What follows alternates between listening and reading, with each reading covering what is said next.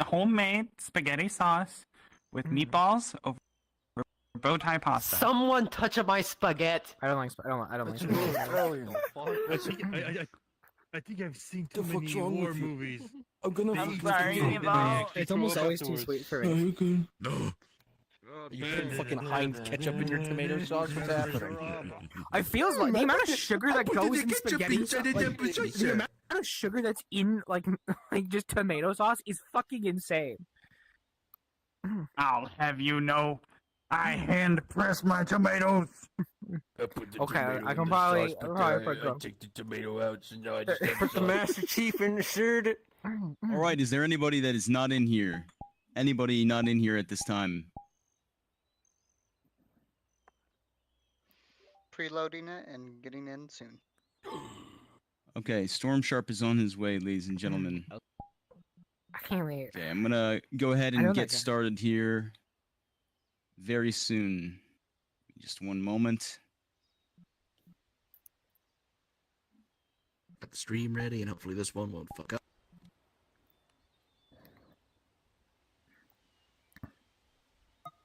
If it does, I will be very sad and I cry. Hold on, I gotta get Groven and the stream open. It's a good use for a test stream, though. Yeah, I'm Have stress testing everyone myself loaded? today. It'll all start soon, screen. I won't know until we actually start. So glad I got a new Speaking of testing, Okay, yeah, I'm getting in. Gwyn is here. Excellent. Okay, I'm gonna get ready here. I'm gonna get started. Wait, where did Frenchie and Budgie go? Okay, there's Frenchie. Probably respawn to re-rec. Oh no, did he? Budgie crashed. Okay. Budgie crash. No. No. Okay. We'll have to proceed along. There he is. I believe he changed his eye resolution. Did you crash? I did. Yeah, I did crash. You always crash. Try Fuck. reducing it to 75%. Alright, I'll do that. Okay. So he got crashed out now. I'm on 36. All right. Hello, sinners. Okay. Whether you are a focus character in the roleplay or a supporting cast member, tonight we're going to orient you all with our map systems. We're going to get you all correctly indoctrinated, perhaps brainwashed with our combat system. And if we have time, we're going to go over controlling the carts and horses. So really quickly, the first thing that we're going to go over is using the menu. Okay, so for most of us, you're going to use your right hand. Okay, you're going to pull down on your control stick, and then you're going to push up. And this is going to bring up the menu. It might cause you to lag for a brief moment, but after that, you're going to be able to manipulate it.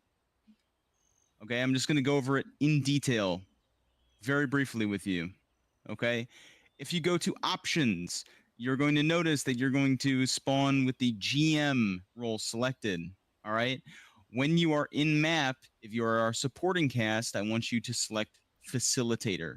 If you are a focus character, whether that's like main cast or you're a supporting cast on a mission with the focus characters, I want you to select player. Okay, today you can all be facilitators. What this is going to allow you to do is going to allow you to use our no clip. Okay, very useful for moving around. And it will also allow you to toggle night vision, which will flashbang you if you do it during the day.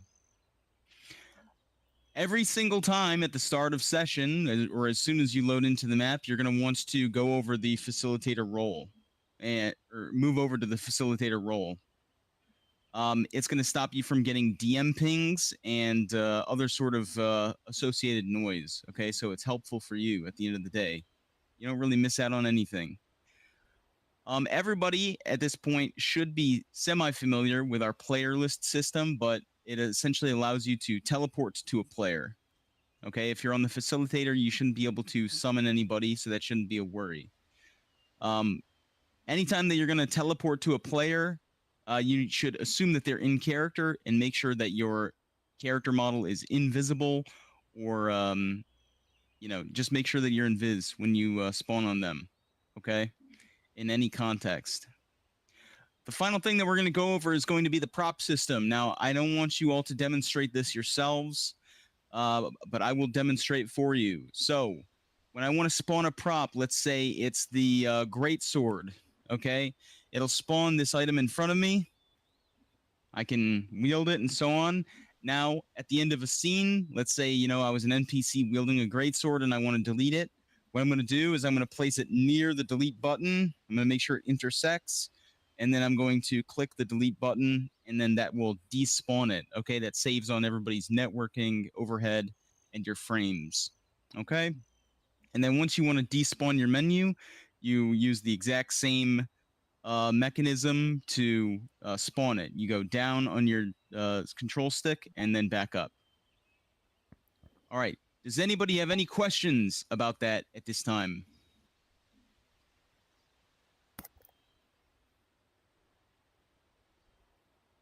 No questions. Oh, we have one question. Yep. Come on down. Come on, come on down. Da, da, da. All right. Ask your question, Mr. Black VA. For the people that don't know, how does one use the no clip button? You're gonna go ahead and press your double jump button, and then you should immediately show up in a flying or floating position. Once you have no clip enabled, that is. Once you have it enabled, you have to enable it through the menu. That's all. And just a warning for everyone in VR, it does get a little disorienting when you're turning your head around and stuff. Yes, it does. It takes it's a little bit of an art to kind of move around properly. It'll mess up a little bit, but that's okay. All right. With that being said, let me see if we have any ETA on Paladin. Probably 30 minutes. Paladin, are you in the Discord? I see you in the Discord, my friend. I smell KFC. Okay. I'm about 15 minutes out. I get delayed. Okay, understood. All right, not a problem. Okay, the next thing that we're going to do is we're all going to go head to the map room. We will be coming back here. We're going to use the map room to come back here. Okay, so everybody, really quickly, respawn with me. Okay, wonderful. The map room is located right here. It's this bonfire, this very Dark Souls-esque looking thing. Okay, go ahead and click that.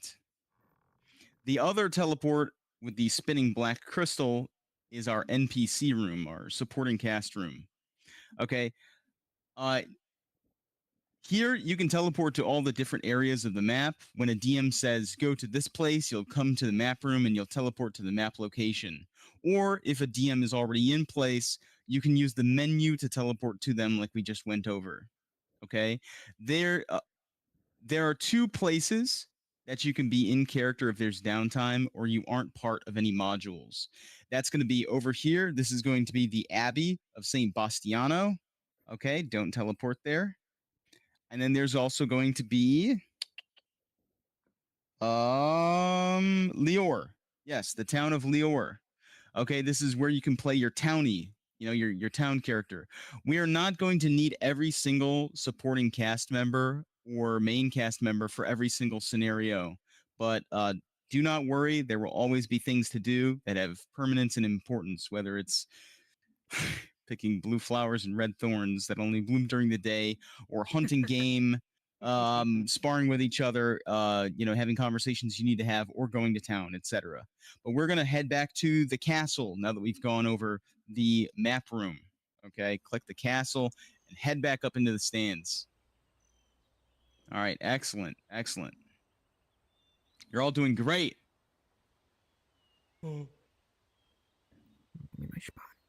Where is Storm Sharp? I'm right here. Chicken. You need the avatar? Can I? It's the chicken. I'm sure that Storm Sharp is on his way. Oh, he's a chicken. Right here. Absolutely. Where's the penguin? Wonderful, wonderful. He is. He genuinely terrifies me. Shit. Oh, we're good. Okay. So, really quickly, we're going to cover something that the DMs have spoken about. Everybody should have a townie, somebody that is from the town of Lior, is a villager. They could be some sort of guard, some sort of like shopkeep. There's a ton of shops. I encourage all of you at the end of the workshop to go through some of the shops. There's weavers, there's leather workers, there's so on and so forth. But two of the jobs that are restricted at this time are the bookshop owner and the alchemist. Okay. Now, what we're going to do here is I'm going to switch gears over to our combat. Okay. Now, before we get into our combat and before I start yapping, I want everybody to come out here. I want you to form walls of players, okay, around the walls, around the 4 walls. Okay, please. Everybody come on, get out here. All right. Place yourselves roughly equidistant of each other. People are really favoring the left-handed side. Excellent. So, one thing I want you all to be aware of and to understand for your own safety is that when you are maneuvering in VR and you're swinging your head back and forth, okay, you are carrying a large amount of torque, okay, on your neck.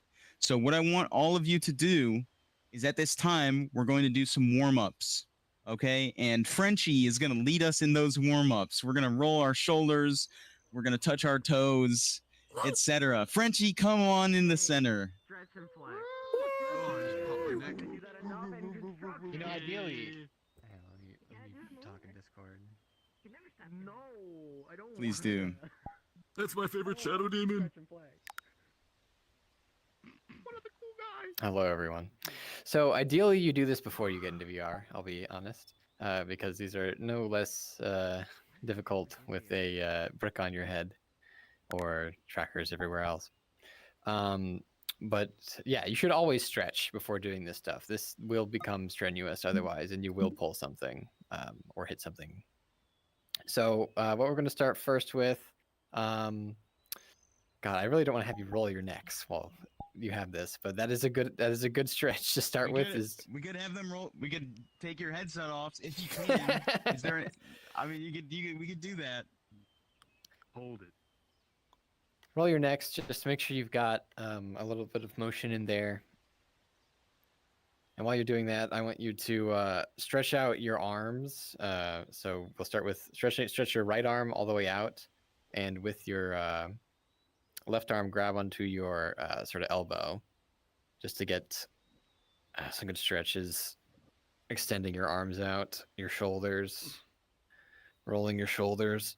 It's a good one as well. Frenchie, show their Abby to not be invisible, please, so we can see them. Oh yeah, this avatar is not visible from a certain range. Let me we should talk about that too. I'll demonstrate. Yeah, Drasker's. Okay? I'm just the voice in your head. Drasker's the. Start. All right, we're gonna do 10 seconds of small rolls. Okay, just small as you can. You remember gym class? Okay, in high school. My favorite class. All right, and then back. All right, 10 seconds back.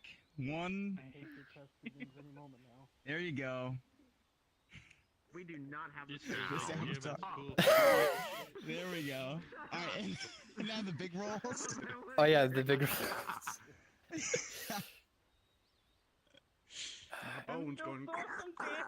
Fuck, this was a terrible thing to do, arm day. Oh, this will be great. This will be great for your recovery. I know. Do it now. In combat.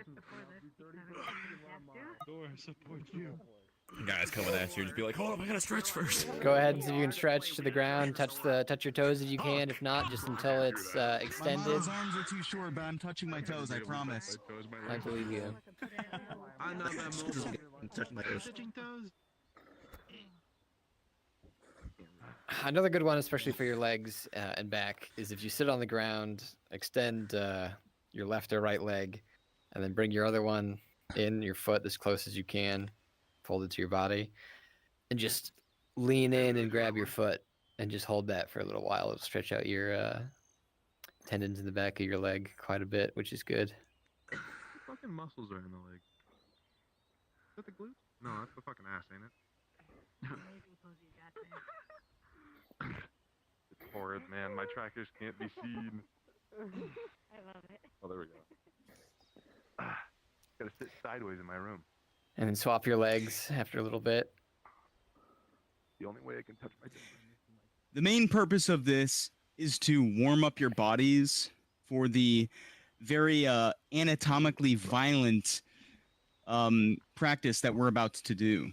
Okay, because when you are in VR combat, the best way to go about giving a good performance is to use your entire body.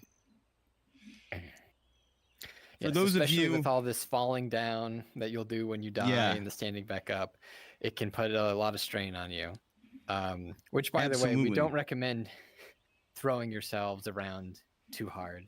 Give yourself some grace, because honestly, it's more important. Your safety is more important than how it looks necessarily. Like, there are safe ways that you'll learn just over time of how to fall safely and things like that, but do not press yourselves too hard. If you with, ever see me regards go to down that. as an NPC, you will see that I do not go for the most cinematic fall. Okay, I do not. I will like take my time and I will just basically, kind of like plop down on my floor. So do not be in all other things we are going to say, definitely try to make it as cinematic as possible, but when it comes to going down, we definitely urge you to take your time. Okay.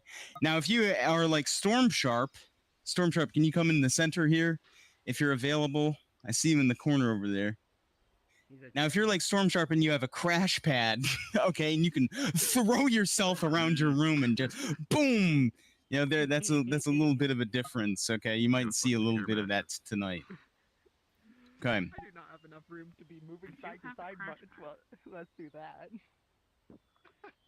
Okay. I have my bed as part of my play space. I usually just fling myself. What I'm gonna do here is I just want to kind of give you all a real quick like circle back. When it comes to stretching, we're not gonna do this in session for you guys. Okay? This like is ultimately your responsibility, and like Frenchie said, that's better to be done before you even get into VR. Right? There are points in the session. Our sessions are shorter than some role plays. They can be anywhere between 3 to 5 hours. Okay, our last one ended around 3 hours, right? But during the longer sessions, you're definitely going to want to kind of like, warm up before some of these combat modules, okay? And that is going to be on you. We're not going to, have time every time to kind of lead you guys, through these things. So it is your responsibility. Now, moving on, I just want to talk about VR combat, okay? And I want you guys to think about these things whenever we're going to be in character. Every time before you're having a fight, whether you're main cast or whether you're supporting cast, okay, these are important things to remember. And it essentially boils down to this. Welcome back, Budgie. Fighting in combat is it's about telling a story. Okay, there's nothing to win. All right, if you are one of us and you have your VR headset on, okay, and you are in this map together with us, there's nothing that you're going to win. There's no prize at the end of session. I know that we all get attached to these characters, but the best things that we get from this are the memories that are made from meaningful or impactful storytelling. When we started our first session with that big battle at the beginning, and I was looking around and I was seeing how everybody was handling things, our new people and our veterans alike, I was very impressed. And that sort of respect and that level of trust that was shared between people is what makes things meaningful. Okay?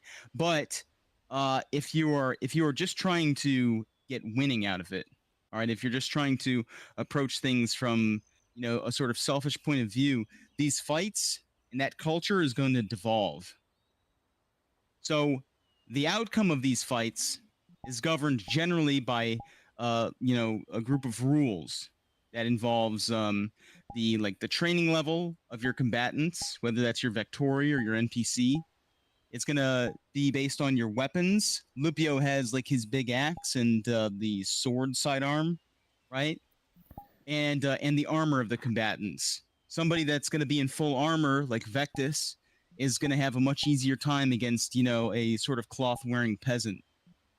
Okay, same with Lupio. I wouldn't want to get on the business end of that axe. Fights that are done correctly should often be left to the participants to determine the outcome, okay, instead of the DMs. So the most critical factor of all of this is always going to be good faith. When Lupio swings his sword at Vectus, I care about Vectus, but if he swings his sword at me and I lift up my arm, okay, even though I'm wearing armor, that is going to break that arm and probably do a lot more. Okay, I might lose that arm. All right, if he swings it in anger hard enough. Okay, so winning the game is pointless in this space. All right, it's all about telling the best story. I covered this in our previous workshop, but I'm going to go over it again in detail. Okay, first of all, your sight lines. Hold up your hands in front of you like this. Okay, and see how wide your sight range is. Okay, everybody go ahead. Now, kind of extend it out. That is what everybody else in this instance can see. That is the limits of your sight. You understand? So when it comes to things like for any sort of move to be respected by an opponent or by somebody that you're fighting, it has to be seen or potentially heard. Okay, we also went over how latency strongly affects VR combat, right? Like I said, I'm in North America, Budgie is from Australia, right? There's going to be significant latency between us. That's where speed comes into effect. So what we're going to do, the first thing that we're going to do is we're going to pair people up, and what I want you to do is I want you to have duels with each other at half speed of what you think it should be.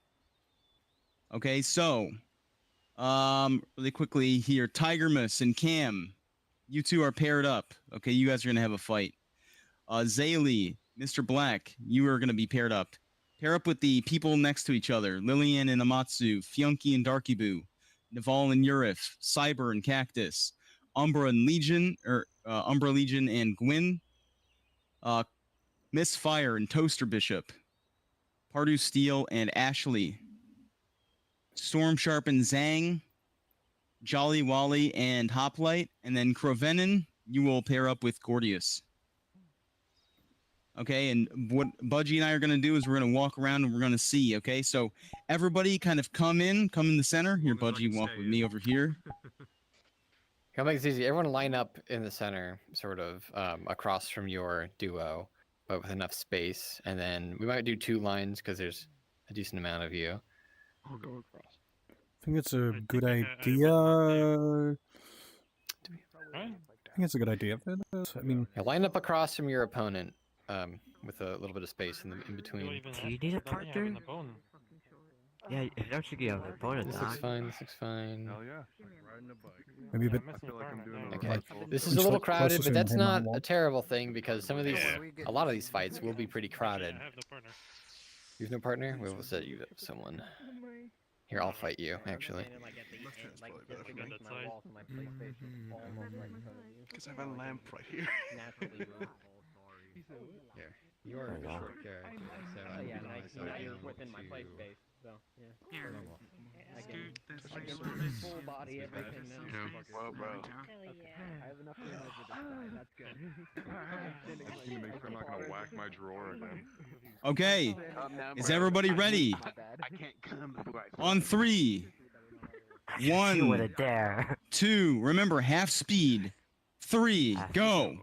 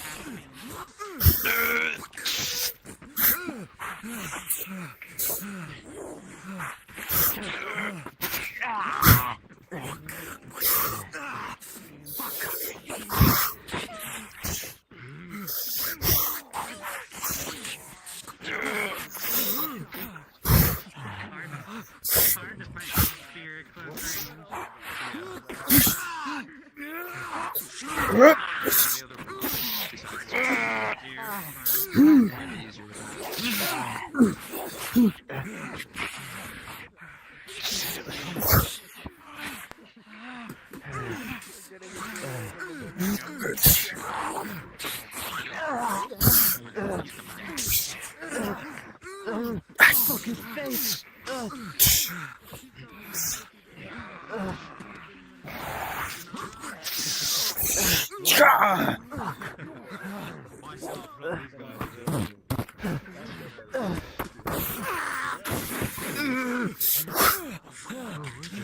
Like, there he is.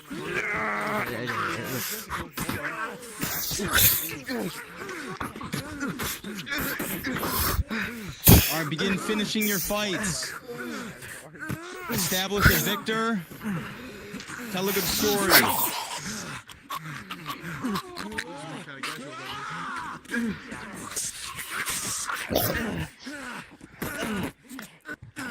One of you should be down by the end of the fight. Good shit. Yes, he's dead. Hold on. All right. Well done, guys. Well done. Everybody give yourselves a round of applause. Round of applause. See these people at... Yeah, go for it, Noah. The half-speed drill, guys, is about control. It's about restraint, right? Obviously, your body wants to go faster. You're going to want to go faster. But the whole point is control, so that you are cognizant of your speed while you're doing it, right? And you are able to control that. Because you're going to want to go. You're going to want to go. You want to go, more. The whole idea is control. Thank you, Lone. Another thing that I noticed, and I want to point this out, there are a few people that are completely brand new to VR RP and VR combat in general. And one of them was Amatsu. And Lillian, if I'm not mistaken, you also are new. This is your first VR RP, correct? So the two of these people are both brand new, but they were going over a point that I hadn't even spoken on yet, and they were going over it in spades. They were doing something where they had their back and forth going, right? One of them would go to attack, and then they would like give space, and then they were managing the flow of combat, like very fluidly, very naturally. One of them would go for an attack, the other one would defend, and then the other one would do a counterattack. This is called point and counterpoint, or action and reaction. Okay, this is like trying to have like a dance with your combat partner where, you kind of like enter into a flow state where you can kind of predict, who is going to be going next in the dance. And that's exactly what you want to be thinking about. The person against you is not your opponent when you're in these fights. There's somebody that you're cooperating with. There's somebody that's a partner. You might find that there are certain people that you like fighting more with because the two of you aren't in any sort of like competition. You're actually enjoying like just the cinematography of it. I might love fighting with Budgie because, I know whether I live or die, he is going to like put on an awesome show. And that's exactly the sort of attitude we're trying to foster between you guys, right? So what I want you to do is I want everybody to, once again, line up in the center, just like Frenchie advised, okay? Line up in the center, form two opposing lines facing each other, please. And we're going to pair you up with new partners.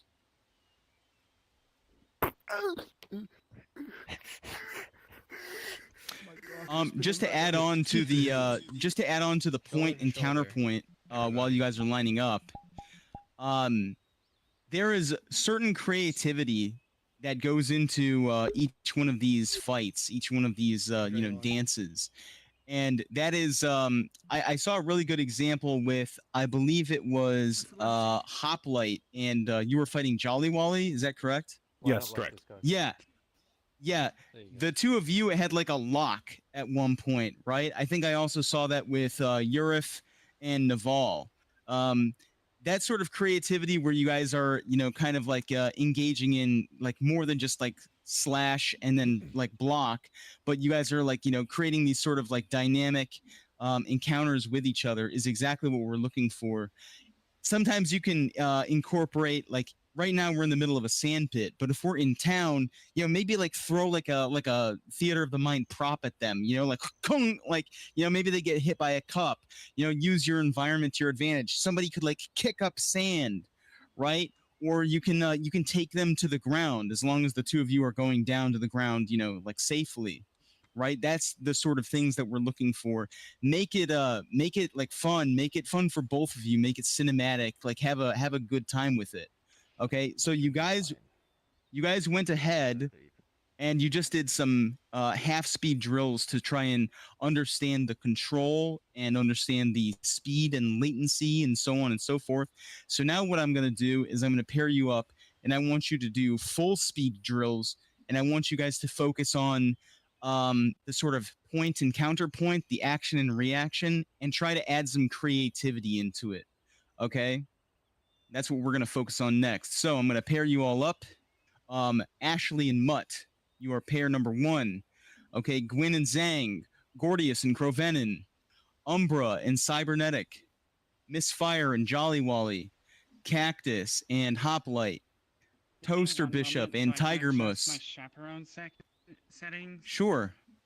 Pardu Steel and Camcorder, Urif and Darky Boo, Otto and Mr. Black, Naval and Liliane, Fiunki and Zaylee, and Amatsu and Frenchie. Oh no. Okay? All right, now I want you to take your partners and I want you to spread out. Where do you want to go, Jolly? A space that isn't cramped up. I believe best is to wait to see who has the space, and then just try and see which one we can take. It's not as open anymore. But I'll go against the wall. I feel like I'm cheating whenever I use Honestly, it seems perfectly fine. I guess I'm the odd one out, just like high school. That's fine. Oh, let me clear my space. Yeah, clear your space. So I have a lampshade right here. That is my danger point. Okay, remember, coordinate with your partner. Budgie, fight Stormsharp. Yo, Drasker, can I get your quick attention real quick? Drasker. If you DC, I'll jump in. Quick thing. You should Drasker, quick thing. Yes, Can you remind Jolly Boy. everyone to check their play spaces before they do this? Just a quick reminder, because people could accidentally hit Absolutely. something. Yep. Everybody, make sure that your play space is clear. Make sure that you're not going to run into anything or hit anything around you. Try to move your legs about. Make sure that you have adequate space. Okay. Pull the penguin, he ain't winning. All right. All right. I'll fight Stormsharp then. Well, I can't fight you, Stormsharp. Stormsharp, you'll follow me around. Be my bodyguard. Join All right. On 3. Much reach, so. 1, 2, 3. Begin.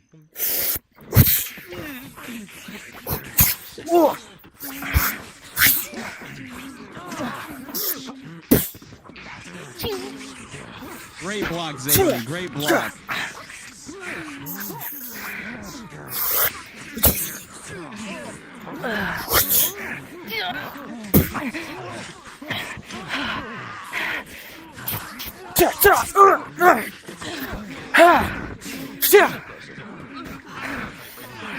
Gorgeous and Crovenin. That's beautiful. Beautiful, guys. Nice.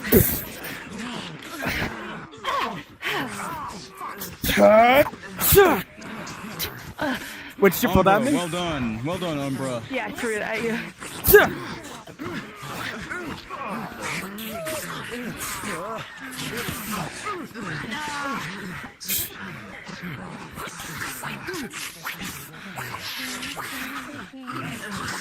You can end fights at your Bro, smoke. leisure. Crap.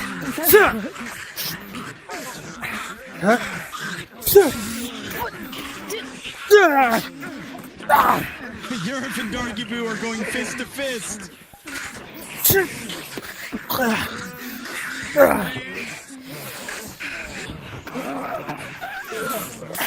Yeah, punch him in the face, Darky Boo. All right, wrap up your fights. I'm looking nice. 5, 4, This character's not experienced with a sword. 2, The slightest, so that's not that mindset in mind. 0. That was fun. I enjoyed that one. All right, everybody go ahead and sit down. Take a breather. You crazy. Take a breather. You crazy. Grab yourself a little bit of water. Grab yourself a little bit of water if you need it, okay? I was trying to pull this up, but I finished my menu too bad, We're so... gonna take a quick break. We're gonna take a quick break. Like a shit. Hydration is important. Everybody say Thank you, hydrate or likewise. die. Hydrate or dihydrate. Although you were kind of at a disadvantage. Long swords against shields and short swords. It's like there's. I come from Metaverse, so more. I've had my fair share of messing around with different combat styles. It is and something different that etiquettes. Yeah, no. I had a character who used a I think longsword for a stealth while, is so my kind of like there's the best one. like one Julia thing is Understood. a feint. Honestly, so you sometimes- don't suck it like step in archery and around. stuff. Or like long swords, two-handed. I can't do it. I mean, not everyone's best at everything, but no, I totally get you. Honestly, with like dual weapons, you have a lot more control over like your opponent if you are like smart enough with it. Because if you have one of your weapons to deflect and push aside their weapon, you can still use your other to, you know, get a quick jab at like their main hand to disarm them as That's quickly what I as like possible. doing. And I saw Yeah. that. That was good shit. Good shit. Thank you. They're good at like pushing me down though. I don't know how to do that. I need to learn, but it's hard. Okay. It's all in I your weaken movement. this my Really left quickly, arm so that I can put You the don't need power to. You into don't my need to right stop arm. sitting down. Okay, remain seated as best as you can. But here's what I'm gonna ask: if you feel like you had Silence, a I don't like 10 it. out of 10 fight, I want you and your partner to come over here on my right.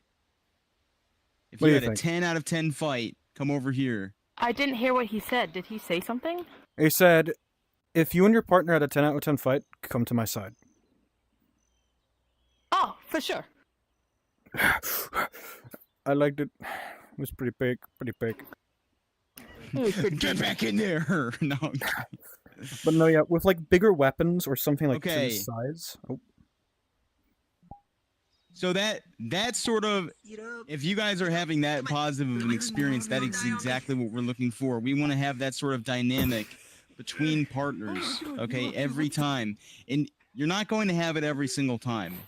Genuinely, it's going to be something that you're going to need to work on with some people. And some people, you might even want to say like, no, that person, we have like we have a different dynamic. And you might want to say like, I'm going to go fight, Storm Sharp, or I'm going to go fight, Hoplite.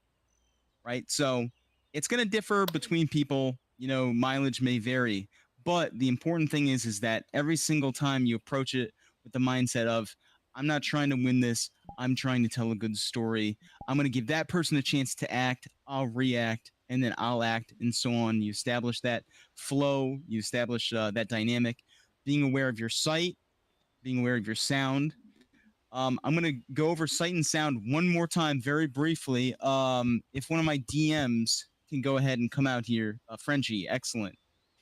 So, just to doubly go over sight and sound, Gordius, would you come over here for a second? If Gordius and I are engaged in a fight, okay, say like we're, going back and forth,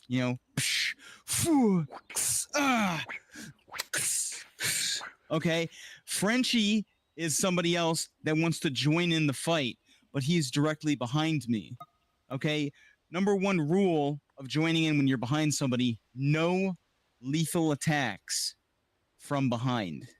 Okay, and if you can, to the best of your ability, try to avoid using like out of character language to announce your attack, like from behind or behind you.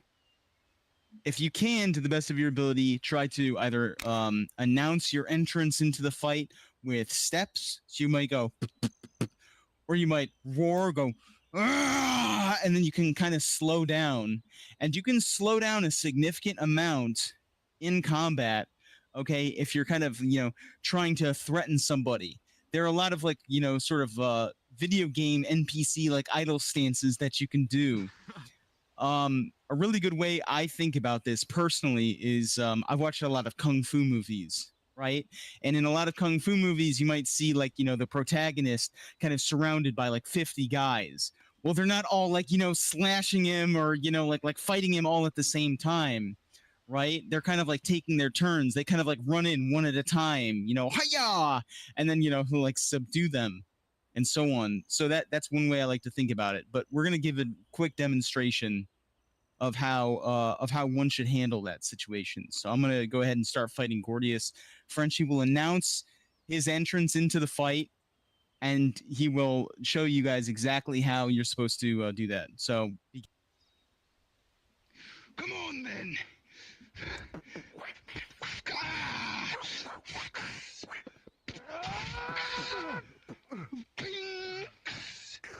All right, and now what I'm gonna do is I'm gonna pull back so that I can see both of them.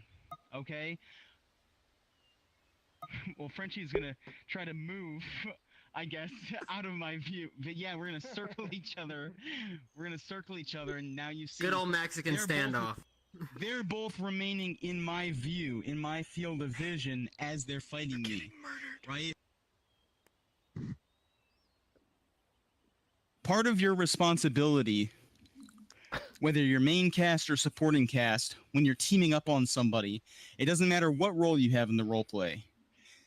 Part of your responsibility is when you're teaming up on somebody is to try and stay in their cone of vision, or using audio to announce yourself. Okay? These are like the fundamentals of like VR combat. If you don't do that, then somebody's never going to be able to respect your attacks. Okay? So with that being said, everybody come on back in. Come on back into the center. We'll line you guys up again.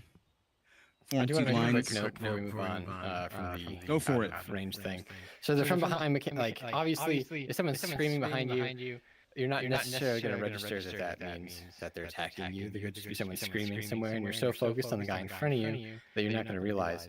So even though it's nice to avoid saying things like from behind, if you have to, and sometimes you do have to, because they're just not going to turn around and realize, you can do the quickest and simplest version of that, which is if I'm coming up from behind him, I'm going to say from behind, and then in like one word what I'm doing. So from behind, kick. And then I'm kicking him, and he can know then to just like jolt forward and down to on one knee or something like that, or from behind push. I'm shoving him. Those are the kinds of moves we would prefer you do from behind, like shoving, pushing, something that makes them change how they're standing, so that they can also help you by switching to look at you and trying to get everyone in their view at the same time. So yeah. That's what I was trying to say when I said no lethal hits. Yeah, exactly. So where you're coming from, the side, the back, whatever, right side, left side, and then what you're doing in one word. And then we can pick up the dance from there. The things we want to avoid, things like this, where he's turned around, has no I'm here from behind. That's not very fun. I'd be angry if this happened to me. I just want to know what defines a lethal hit. Obviously, a stab, that's obvious. But when you say non-lethal, does that mean? So we want you to be like, I'm gonna shove you, or I'm going to like try to tackle you, or things that are going to create like role play opportunities, like the sort of creativity that we were talking about earlier. No, like slashing or weapons like that. More like correct. I slit your neck. What are you gonna do? Right. Behind I stab through you. What are you gonna do about that? Less lethal maneuvers, that kind of thing. Gotcha. Bumps. Yeah. Exactly. Good question. Good question. Is even if you are pushing, evaluating where you are in the world could also dictate if that's lethal or not. So you come up behind someone and they're like fighting on a huge bridge, and you're like, "I push you." Well, if they're a good role player, they're gonna respect that, but they're gonna get pushed off the bridge, and that most definitely is lethal, depending on what you're wearing. Yeah, exactly. Surroundings. Yes, Ashley. Question. So, on that note, right, the whole purpose of doing from behind attacks is, as think it was Frenchie, said to change how they're standing, right? I know who that guy is. That's exactly right. That's the fucking musket guy from the Iron go ahead. Grip. This is a lead. I remember that, man. So let's say, Paladin, can you turn around? So let's say I want to come up behind Paladin, grab his shoulder, and turn him around to punch at him. Right? How would I announce that if he's in the midst of a fight with a weapon? You can announce that audibly. So you want to go, look at me. And he's going to know there are certain audio cues that some of you are going to pick up on. Like if I run up to, let me see. If I run up to Gwyn and I go, get over here. Okay, he's going to know exactly what I'm trying to accomplish with like those noises, right? Some people's noises might different. Another might more differ. exact version of that, if you want to like do the good rule of thumb is less complicated the better, just because in the heat of the moment he's got to register several people's actions on him at the same time. But if you wanted to do something like that, you could, and you needed to use the words because he's not turning around.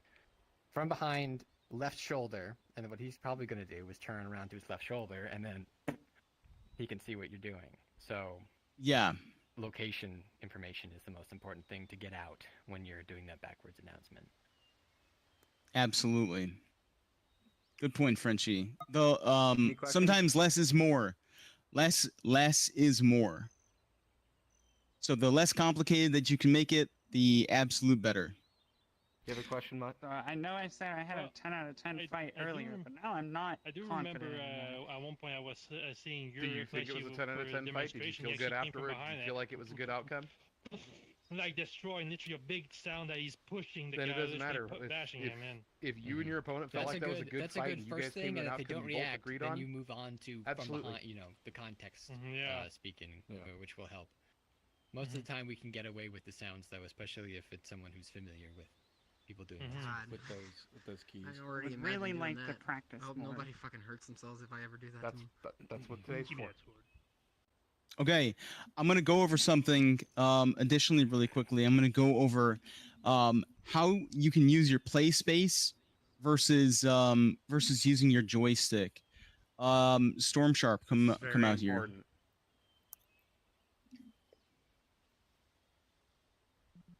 Raise your hand if you're a half-body hero. Okay, Don't be so shy, you if guys you are are Storm Sharp and I are both full body. Okay, so what we can do is we can really communicate a lot about our body language with things like our knees, with how far spaced our feet are apart, with how we're like positioned, like proportionate to our hips. Okay, and that communicates a lot of information. When you're in full body, okay, one of the things that we want to see is how you can use your play space. This requires you taking responsibility for your own safety, making sure your play space is clear. You should have like a defined boundary where you don't have to be overly careful, but you should be able to move around in safely. Okay, when you're in combat, especially, there are some role plays that I've been to where they'll kind of fight like this. Okay, right? It's like we call this jousting, or just full sticking. Okay, RP dodge. Okay, but the way that we prefer to fight, and this is just the way that our role play prefers, is that we like to use, our space to the best of our ability. So Storm Sharp and I are going to try to demonstrate to the best of our ability how you can use the full range of motion of your space, right? In as safe a way as possible. So we'll have like a quick, 10-15 second duel. Okay, Storm Sharp. All right. And we'll go down, one of us will go down pretty quickly. All right, on 3. 1, 2, 3. Begin.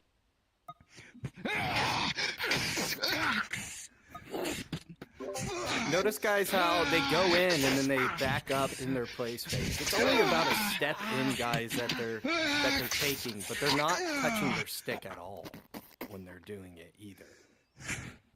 Absolute cinema. Damn, the disrespect in the nuts. Thank you, Storm Sharp. Thank you. I remember you as the musket man. I hate you. Thank you. You're on the wrong mic, Paladin. Musket man. You fought a Gormagala with a musket. Oh, I remember you now. You're a G. Everyone loved you.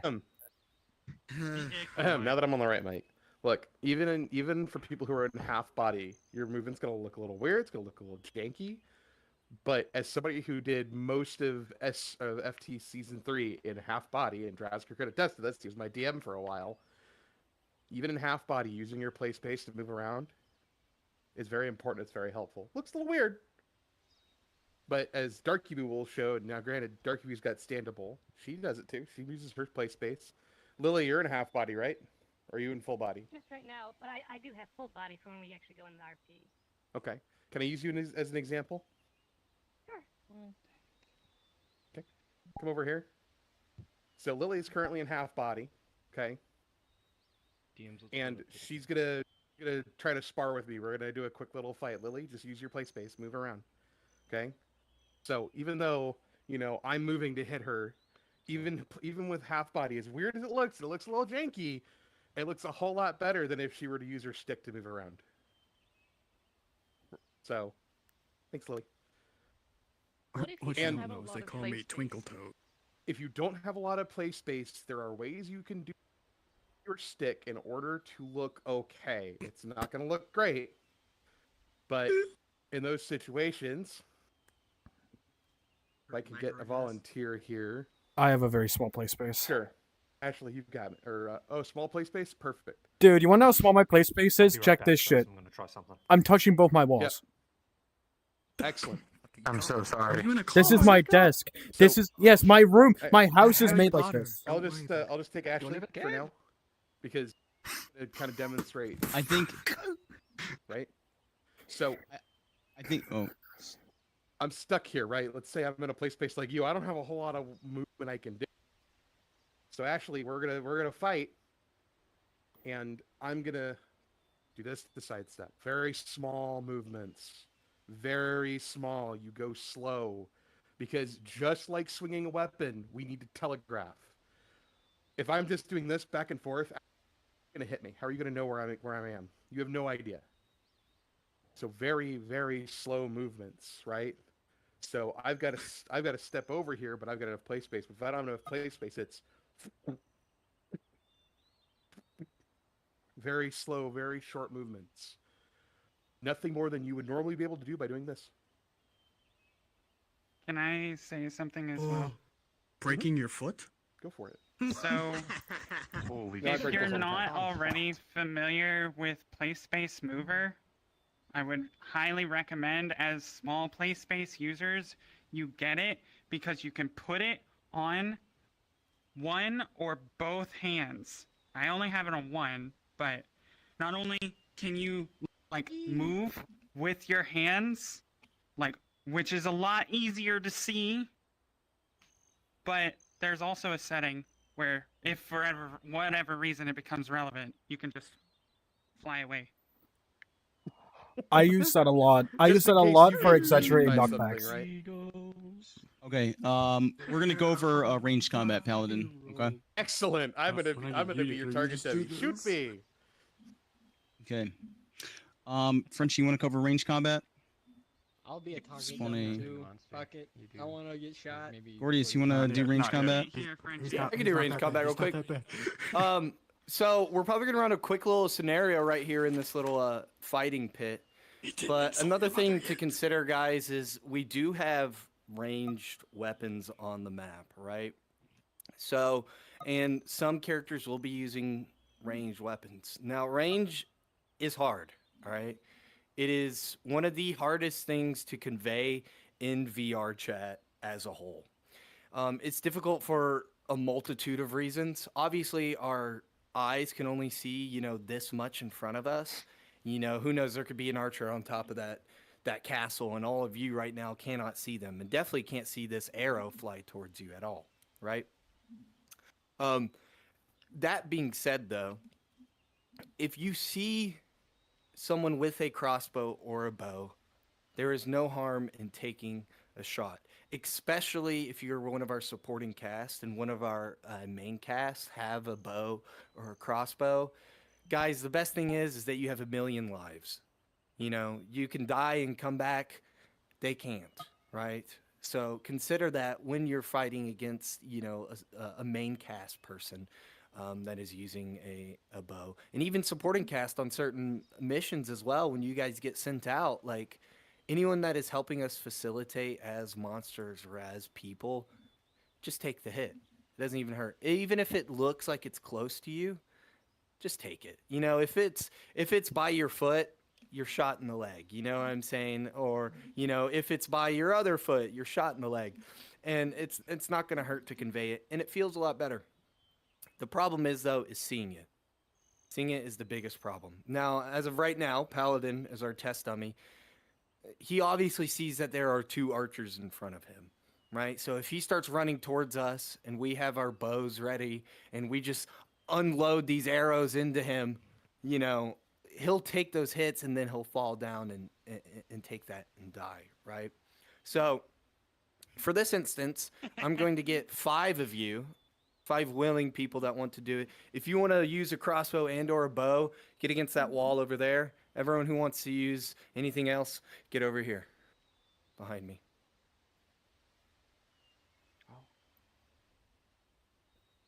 This is my weapon.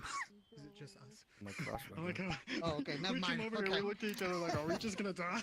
Firing squad? If you want to use a bow, you're over here by Eurus and Frenchie. If you guys want to defend, you're over there.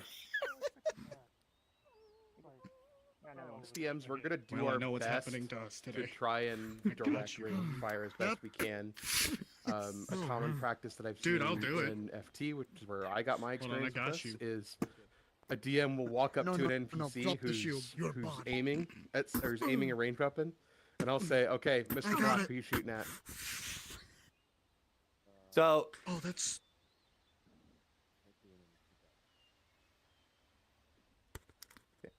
a big thing as well, too, we have a lot of people over here. I'm going to give out some names real quick, and you guys are going to use your bows and crossbows, all right? Lillian, Naval, Lady, Urif, Corvin, I can't say your name. Cor, I'll call you Cor, all right? Corvinin, and Amatsu. You guys are all going to use these. Now, the people that are left over here, you guys are going to do your best to try to keep those guys away from them. You're obviously outnumbered and you're going to be on your heels, right? But you're going to have support of your range. Now, a lot of the people over here, if you guys don't have a shield and you see an arrow kind of come towards you, take the hit, all right? For this instance, you guys are the supporting cast. You know, you die, that kind of deal, all right? If you have a shield, remember, these are not light poundage crossbows or bows. You know, they're 90+ pounds. You know, if you have a shield, dude, they're going to knock you back and maybe even go through and puncture your armor on the other side. All right. I just one quick 3 thing. people. Yeah. So those of you who are doing ranged stuff, when you're role playing it, there's not like a set timer on, you know, like how fast you can shoot and things like that. But just, you know, role play it out. If you've got a bow, mime taking an arrow from somewhere, back quiver, waist quiver, whatever, you know, bring it up, line it up, give it a moment, draw it back, and shoot. If you're using a crossbow, treat every one of these crossbows like a foot loader. So you see that little thing on the front of it? You place that on the ground, you step your foot into it, and then you can mime pulling the string back, and then placing the bolt in it, and then bringing up and firing it. And you should do that every time, because that's going to be enough time for one. You're not just ding, ding, ding, ding, ding, ding, ding. It's kind of boring. Yeah, that's really here. Naval, let me borrow the bow really quickly. When you're shooting these bows, Frenchie brought up a really good point about rate of fire, and I want everybody that is using ranged weapons to understand this. Okay, when you have a ranged weapon, whether it's a crossbow or whether it's, you know, this recurve bow that I have, be aware of your rate of fire, not just like from a mechanical sense, but like, because, you know, if you're just shooting one after another, right, like, you know, people, first of all, people aren't going to be able to respond to that. DMs aren't going to be able to accommodate for that quickly enough, but also like accommodate for, you know, some cinematography, account for some, you know, like how much it would actually take when you have the crossbow and you got the boot down and you're trying to, you know, crank the crossbow up. That's going to take a minute. Pulling in like an arrow from your quiver, right? And then kind of drawing and then aiming and then, you know, loose, and then you're gonna, like, you know, see if it hit and so on. You know, don't try to just pump the arrows out as quickly as possible. If you need like an absolute timer to reset on your bows and crossbows, guys, give it 30 seconds. Just count to 30 in your head. And if you're using a crossbow, do a 30 Mississippi. You know what I'm saying? So, with that being said, are my archers ready? This is my goblin. I throw Yes? them at you when I get angry. Are my attackers ready? It's time to storm the kingdom against these wretched fools for the creator. You guys ready? Start the scenario! Go get them! Oh! Fuck! Oh! Scam go down.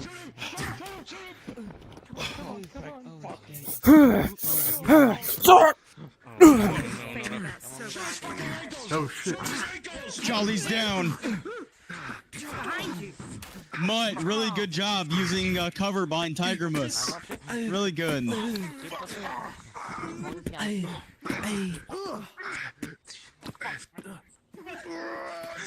Get in there, Mutt, they're reloading. Oh! Zang got him. Peace. Get off of me, you fatty fuck! This is such an unfair fight. Oh my god! Well done, well done. Good job, everyone. That looks so cool. That looks so cool.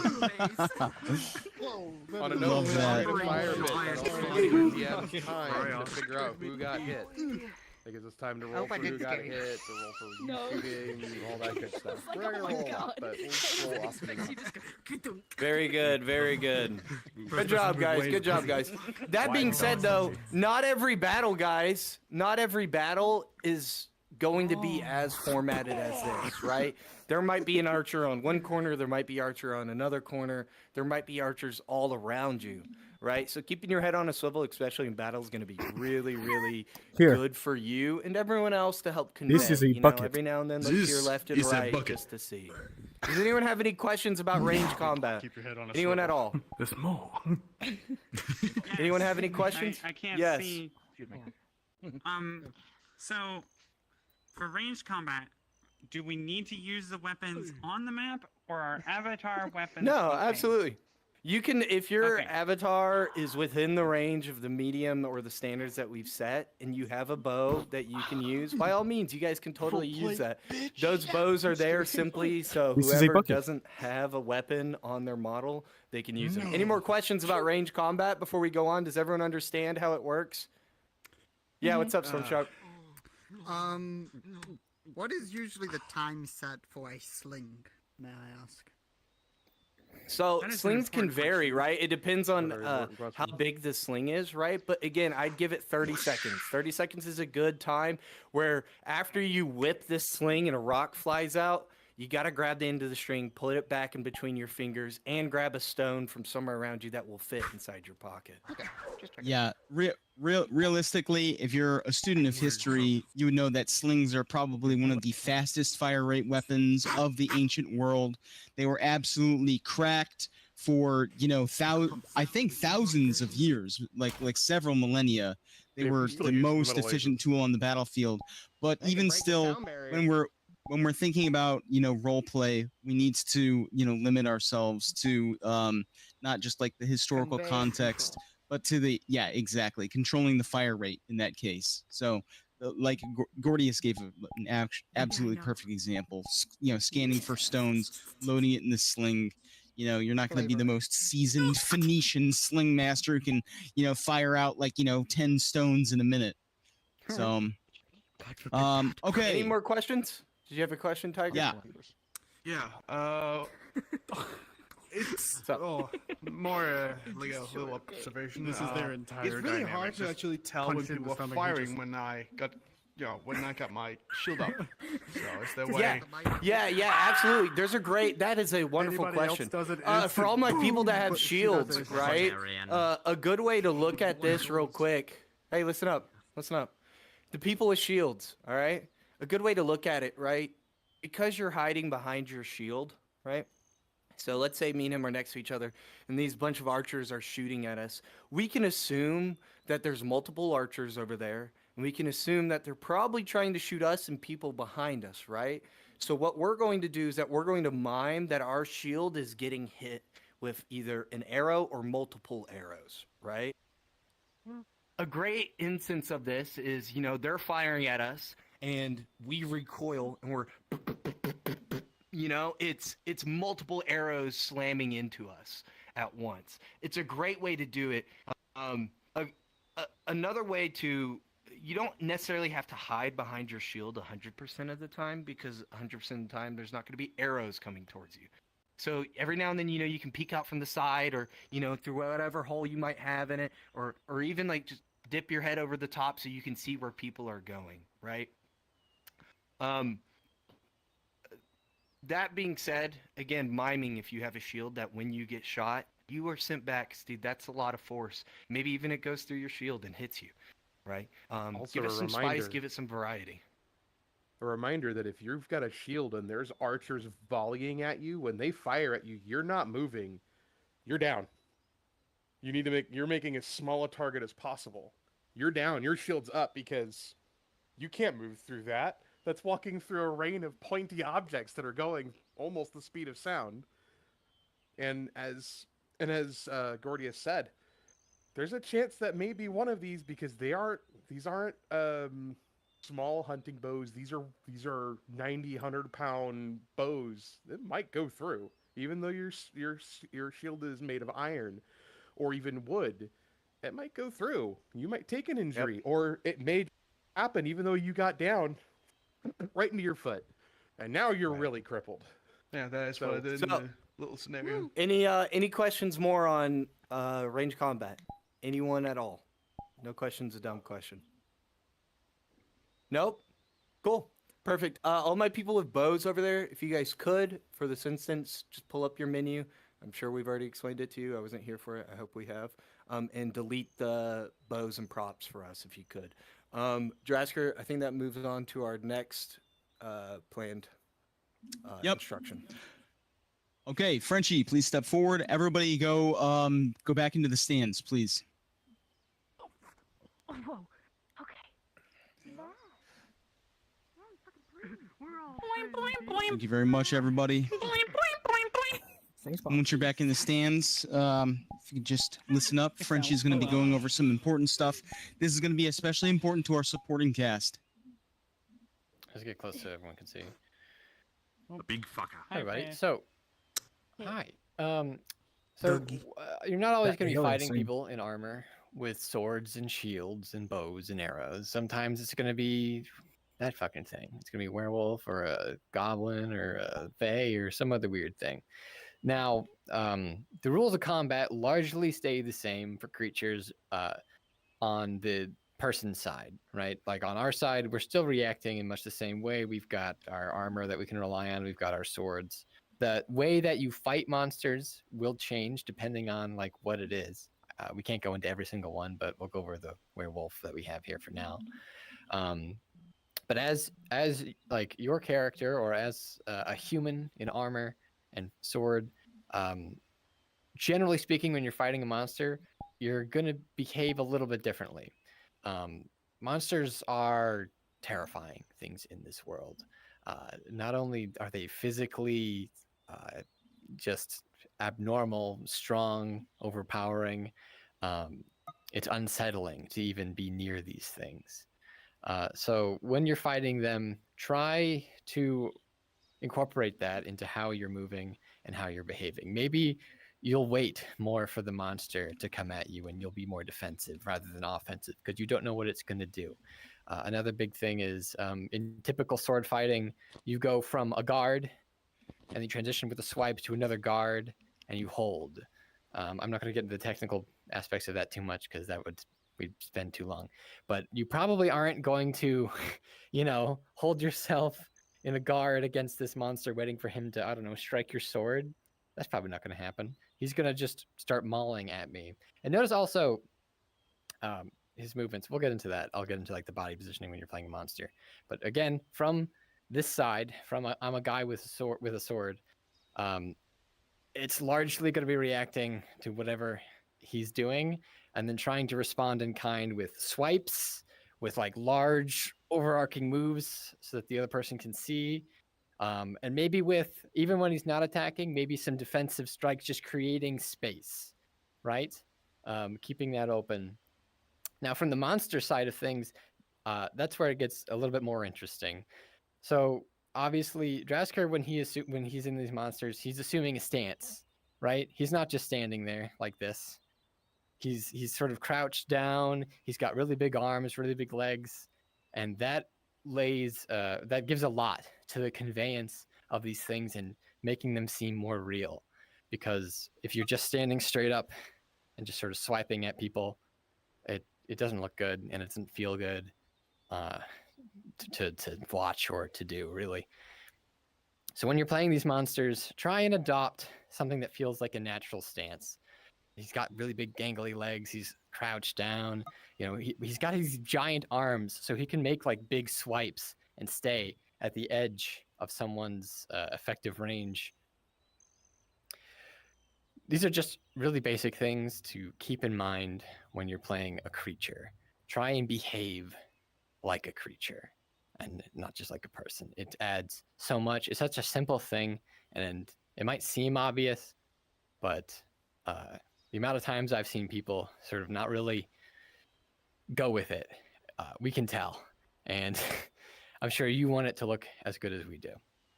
Are there any questions so far? If you would, I'd love to add on to that, Frenchie, on the back end of that. That's all right. Go ahead. Guys, the majority of us, if not all of us, are humans, right? We're not really strong.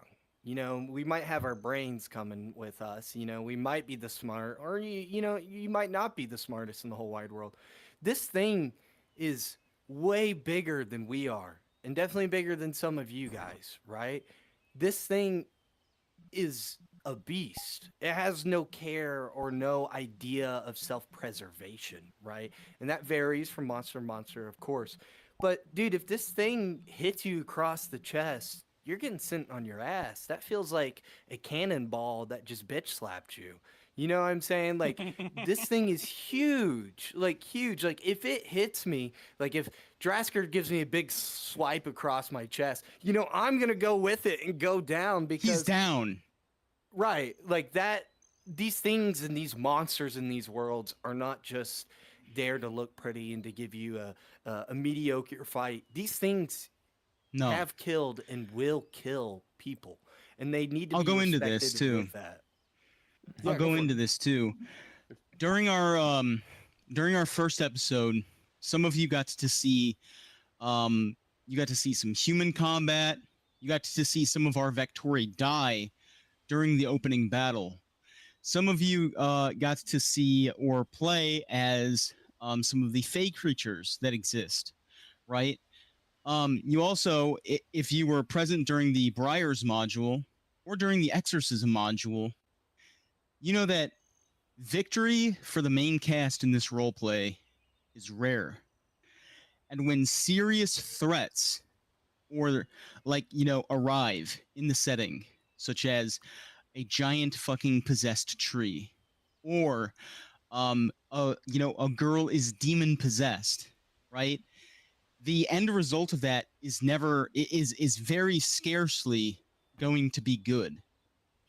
If the main cast had dedicated to trying to kill that treant, they would have blunted their swords on the wood. If you have like 4 armed knights here, Paladin, Gordius, Frenchie, all get in front of me. If you have 3 skilled warriors in front of me, right? This guy's in cloth. I'm going for him first. He's dead. Okay? He's gonna pierce me with this spear, okay? I snap it, and he's dead. Boom. I turn, maybe he, seriously wounds me. I'm going to grab him, throw him down, and I'm going to devour him because I'm a werewolf.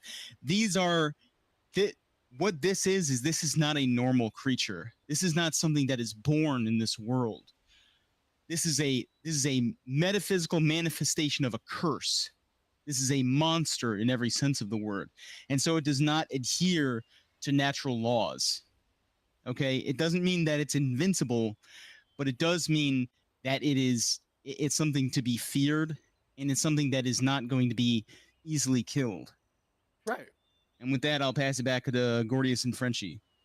All right. Questions? Tiger Must, I saw your hand up. Did you have a question still? No, I didn't. Okay, sorry. Any questions? Raise your hand. Say your name, actually, so I can... Ashley here.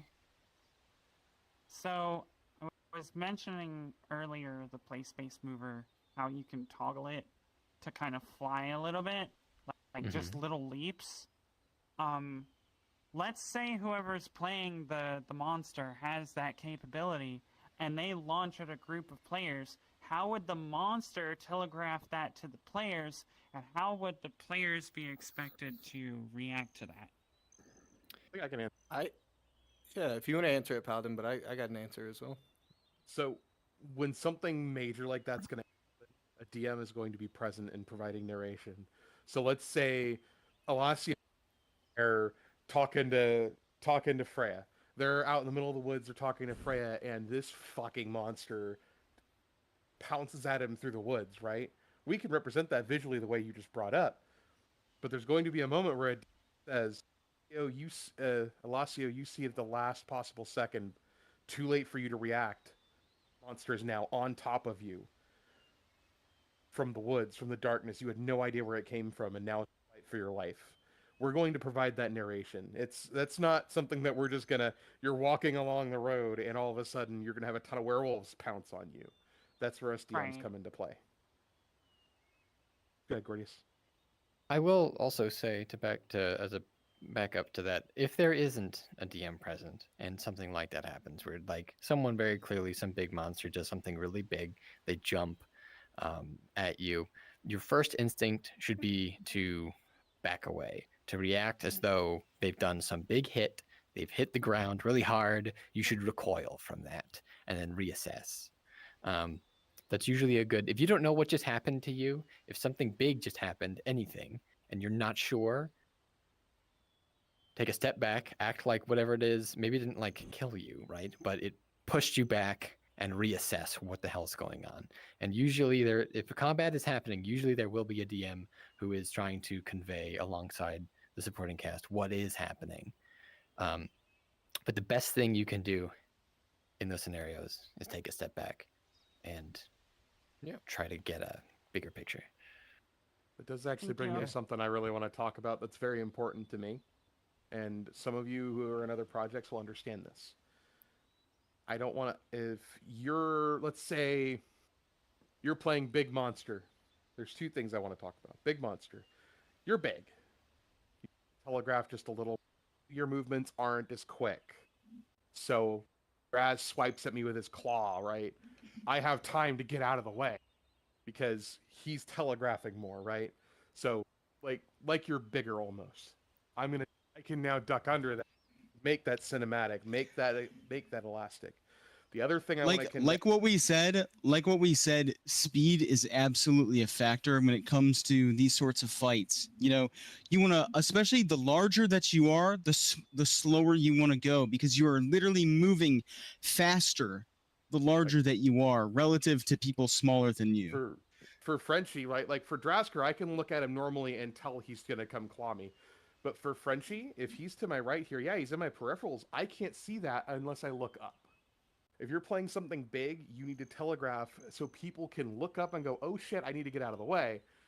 And I can play space move out of the way, which was a bad move for me. I moved in the wrong direction. That's you see how Frenchie's moving? Like, if you look just at Frenchie, it looks like he's kind of moving slow, right? When he's like swiping with those arms, it looks like he's moving slow, but even to the players that will still appear as like normal speed because of like how much bigger he is when you're like at that perspective. Yeah. That being said, if it's okay with all the DMs, I'd love to get everyone back in the pit. We're gonna do a little, you know. Well, hang on. Just we're gonna pair you guys up. We're gonna fight, right? And then we're gonna throw in a hold on big 1 second, monster. Gordius. Go ahead. Go for it, Frenchie. Just before we move on, any questions about any of that? Say your name if you have one. It's kind of hard to see hands.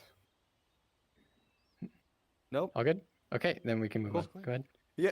Okay. I'd like and then to as do a soon as little we're done scenario. with the big monster fight, I've got some scenarios planned. Yeah, cool. If you guys would, everyone get in the pit. Into the pit. Get in the fighting pit. Not a bloody werewolf. So, Also a guys, note I want to I love a werewolf. I love the werewolf. I want to get the Yeah, bag. go ahead. I would like it if everybody avoided doing what's called a coup de grace.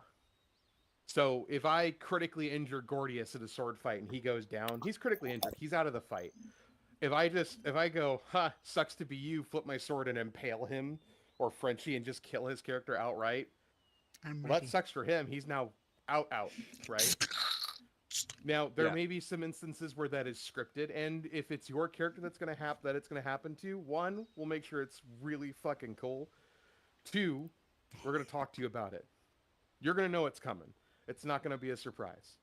So, like, if Frenchie's character was supposed to die heroically or something, or maybe he's playing a one-off, and that one-off is gonna be, I don't know, Drazker's first victim, and Drazker goes diving out of the woods and just eats him right there. That's a scripted death that's gonna happen, and those are gonna happen. There are times where instant kills are gonna happen, but we're gonna try to make those few and far between. I just don't want to see you guys go, oh, I just slashed Freya's, I just kneecapped Freya and now she's on the ground and I'm just gonna ignore all the players around me and just coup de grace her right there. Well, now she's completely out of the roleplay for the day. She's dead. Right? Yep. Don't make people Alright, feel guys. bad. We're all here to have fun. A good rule of thumb is if someone falls on the ground, leave them on the ground and go fight someone Yep. who's an active threat. Exactly. What I'm gonna do is I'm gonna work down this line, and if I point at you, you're gonna go behind me. All right? Make sense? Cool.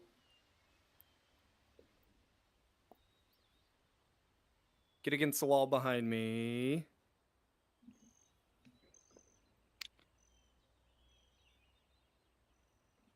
Hey, Freya.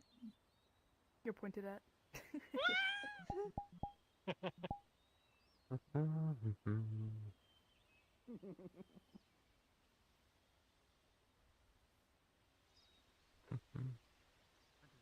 I would love tips later on wielding a spear in VR. All right, cool. Now, everyone against that wall, get against that wall. Everyone against this wall, get against that wall. Spread out on this side near Cybernetic Freak. Spread out over here, guys. Now, you guys see all the people across from you? I need you guys to rush in, right? And find your partner that you're going to duel with. Now, if you don't have a partner to duel with, which you should, but if you don't have a partner to duel with, you can always menace, right? You can hover around someone till they're done with their fight, or you can go in non-lethally and do a two-person fight, all right? At some point, guys, we're going to throw in a werewolf into this mix, and we expect everyone to act appropriately. Whether you guys want to team up with each other at that point, or whether you guys want to keep fighting each other is entirely up to you. All right, this side over here, you guys ready? Yeah. This side over here, who's ready to kick some ass? Come on. I'm ready to start stabbing. All right, guys. The fight begins. So fucked. No. Oh.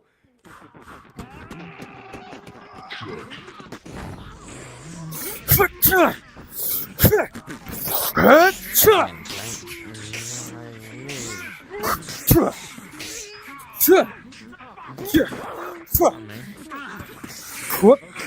on, you got this. That's one. Come on.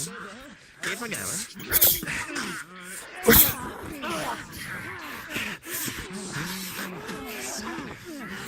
What?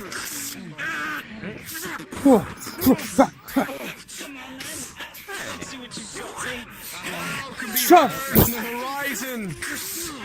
Oh. A deafening screech can be heard. You hear the clawing on the walls all around you. As the blades clash and you continue to fight, a rumbling growl can be heard.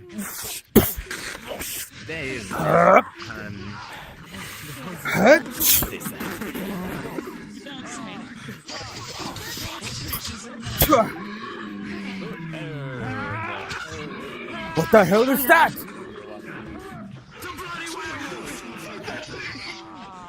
By the curator. What the fuck are we supposed to do about that one? I don't know, but I think it's going to kill us. This idea? Well, I'm considering fleeing. I don't know about you. I prefer my life over something like that. Well, let's fucking go. Hey, let's go. We gotta run. Oh, I'm done with this shit. we're back in the corner. I guess the only way out of here is fighting that thing if they don't take it down. Huge. There's plenty of way to run. You guys, I got a shield. You do this, maybe. You know what that is? I don't. Good job, good job. Everyone around the edge, your friends are dying. Either get in there or start fighting each other. You still have a battle to win. The only way out is through the monster. I can't believe the only myself. way through That's this is odd. through the Hold on a monster. minute. Now hold on a minute. That's a This secret thing tool rips that'll and be used for tears. mating. A single swipe from this thing will kill you. Did you all know that? Start calling backwards. Lady, come on. Start calling. That you beast! I'll take you down. Do we have a medic? I'm just a trader.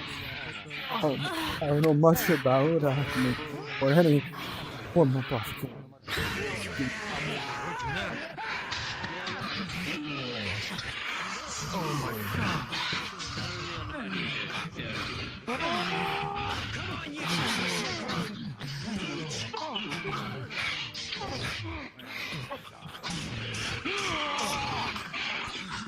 With the combined effort of everyone, blades sinking into the rotted flesh of this beast, it will be felled. Good job, everyone. Good job. Anyway. The fucking gut-wrenching scream by the creator! Good job, guys. Find a seat. Grab some water real quick. My life for the creator! My life for the creator! Good job, guys. Find a seat. Get some water. I didn't realize you were wielding two like I have to. basically, so going at you was I have to play a character that's not made for fighting. I'm not a fighter. I'm just a fisherman. I just have the sword for the look. I've never had to lift a hand at all. You're in front of me, lobster. Josker, come back to the middle as your werewolf. When you're, That's too expensive. Yeah, well, guys, while he's doing that, does anyone have any questions? Listen up. Who Does do you anyone have play any agency questions about anyways? that? Any questions? Say again, Frenchie. come back to the middle as your werewolf. All right. Does anyone have any questions before we continue? Oh, my apologies. Question from Mister. No worries. What's up, Mr. Mister? Black. When you have a shield against a big creature like that, is it better to be knocked back and lose the shield? I mean, you can take it, do it with flavor, right? Absolutely get knocked back. If this thing hits you, it's going to knock you back, right? But if it hits your shield, it's more than likely going to rip through your shield and shatter your arm. So convey that. You know, like a lot of the times, if I do that and I have like my wrist things to keep my controllers attached to my wrist, I'll just let go of it and let my wrist hang like it's broken, right? You know, and that's a good way to go about conveying that. Make sure you turn off your shield, because otherwise your shield will be, you know, you'll do this move where you're just spinning your shield around and that doesn't look too cool. But yeah, do this. You know, I've had wonderful fights where I've used my broken arm to kill someone, you know, where I've like, ooh, and just fucking thrown my arm to like hit someone across the head, right? So do it with flavor. But most definitely, if a big monster like that swipes at you, let's say a troll swipes at you, you know, God forbid, it doesn't matter if you have a shield or not, guys. Like that's going to get through it, and that is a potential of death without a doubt. But go ahead, Frenchie. Yeah, just to follow up on that, another thing to consider is how long have you been fighting for? Is it the first time your shield's been hit? Maybe you hold on to it. Is it the 5th time your shield's been hit? All right, maybe we can start to think about dropping it because you're just taking such a beating. But stuff like that, all the context. Gotcha. I just want to comment on 2 things. The first one, which I want to commend you all for, was we had this big bad come in, and pretty much everyone decided they were going to team up on it. And that's good. But when everyone's swarming around a big monster, when there's like 5 people like around somebody, you have to give them a little bit of grace that they're not going to see everything you're doing. So if you're staying within that 180-degree cone that we talked about, that's preferable. If you're behind them, maybe you're just part of that circle that's surrounding them and you're waiting your turn, like the Kung Fu movie type deal that we talked about. You're waiting your turn to jump in. And you're using those tools about from behind and things like that. But again, when there's 5, 6 people more attacking one person, it's going to be hard for them to register everything. So give them some grace when they're doing that. Try to stay within their cone of vision and use those tools that you learned today. The other thing, Can I add on to that? Yeah, Just real yeah, quick. go ahead. Another thing too is giving in-character context on why it doesn't seem like if you're hitting them from behind, why it doesn't seem like your blade is doing what it wants to do, hurt this thing, right? You know, you can swing in it, you know you've connected with this beast, but you could be like, its hide is too thick, right? Or it moved out of the way, you know, or you scream that out loud so other people can get that immersed as well. So I'm swinging, I definitely hit this thing in the back, but fuck, its hide is too thick. We need spears, you know, that kind of thing. Use the context of what beast you might be fighting, you know, for like giant lizard, right? You're fighting this giant lizard. Its scales are too thick, you know, or it's moving too fast, right? So that kind of deal, guys. But yeah, Frenchie, go ahead. Yeah, and that nicely leads into my final point, which is always, I know, so we talked about conveying your movement slowly and consistently, right? Making sure that you don't stop moving for an extended period of time. So let's say you bring your sword down on somebody and you want to give them some time to react to it. Don't just hold your sword there. If you're holding the same position for more than like 3 Mississippi, you need to move. So like if I bring it up, I'm clashing with a sword or with a shield. Maybe they're lagging. Maybe they don't realize. You can continue to mime, you know, clang, you know, just keep moving. Don't stay still. 3 Mississippi is a pretty good rule. But that probably is even too long, honestly. So like, again, the glancing blow, they're not realizing it. You know, you're cling, like I'm sticking my sword in this guy. He's not reacting to it. Okay, time to do something else. Move. Never stay static in this. Even if don't move too fast, right? It's a specific balance we have to hit. Don't move like insanely fast, but never freeze. That's the other end of the bad.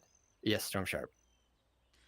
I like to also note morale and keeping fear towards Morale monsters and fear. Yeah. So we'll usually, from a DM side of things, inform you if the morale of like your group is breaking. For instance, that first battle scene on episode 1, where we pulled back all the Usovians after they had lost a certain amount of people. As people die on your side and ranks break, you will want to retreat naturally, right? Like nobody wants to fight to the death, usually, right? We all want to keep living. So typically in those scenarios, we'll give you some notion, but if you aren't getting DM direction, let's say you're a group of like 5 bandits and 3 out of 5 of the bandits have been killed, the other 2 are probably going to start trying to run, right? Because you're already losing the fight and there's nothing here to die for. Yeah. I mean, Any even other a good Okay. a good example of this too is Europe on the Briar mission the first episode.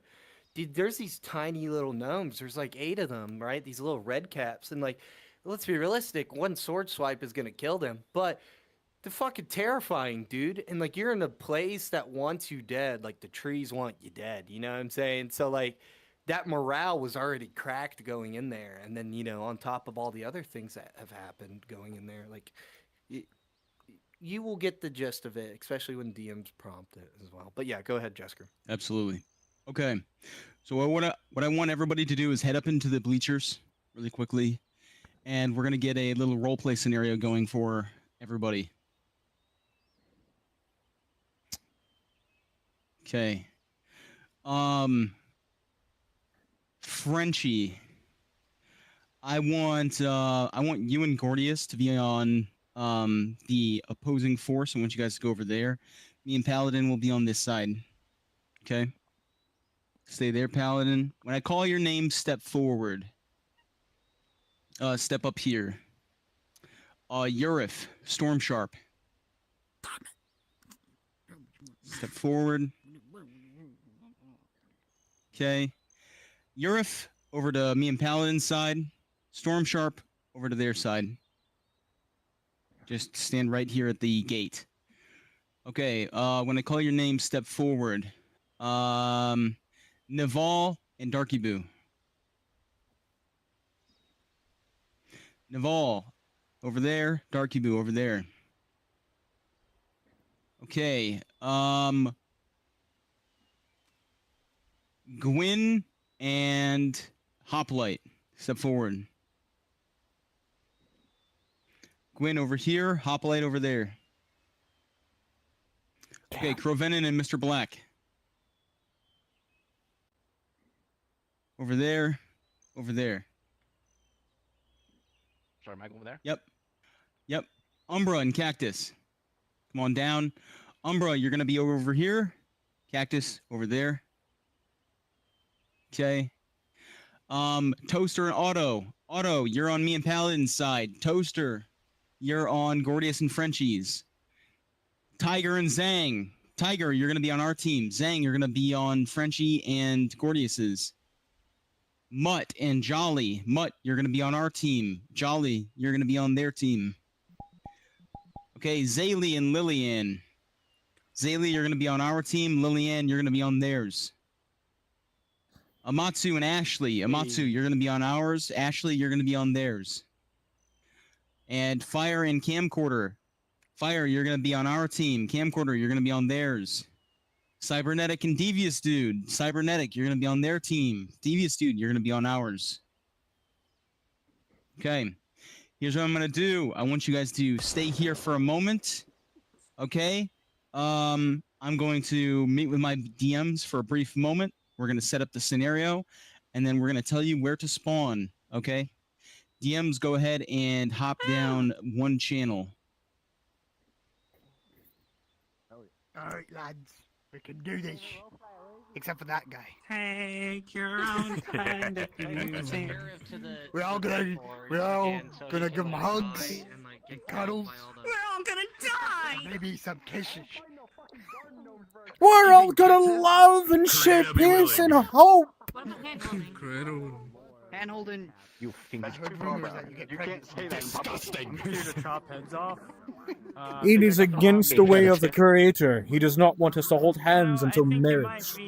Understand that. He only wants us to make out full with tongue, but no holding hands, please. What? Tongue is okay, but once the hands come out, nuh-uh. At least have the gloves on, bro. The gloves stay on. Listen, you can Hand holding, that you can't do that. Not until listen. marriage. You can dispel any motherfucker in this world, but when you hold hands, you are crossing a line, a thin line. Do not cross it. Whoa. Hold on now. I'm not even a general. What if I want to hold my own hand? What if it's masturbation? Oh fuck!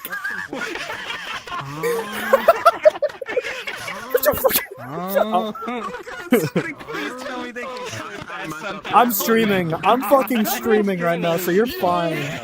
You're good. You're fine. Okay, so quick question. What if I rub my hands like a fruit fly? What then?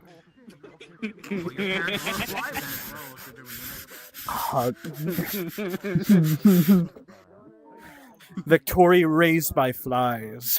Alright, but what if I'm wearing gloves?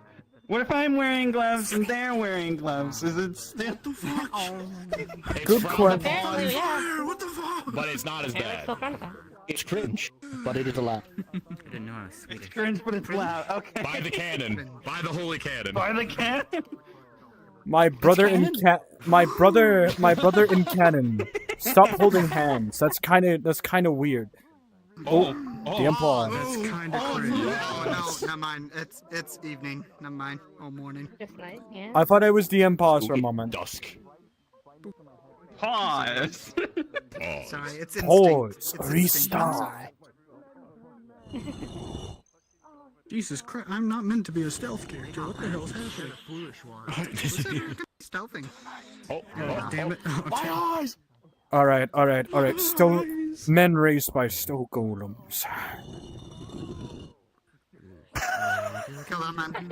The sound effect's so good. He's stone. I can't kill him. I'm raised by stone. I'm made by stone golems.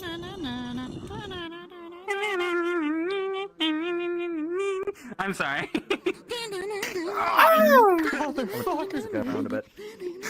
Motherfucker. You feel the vibrations in your hand. Your wrists are broken.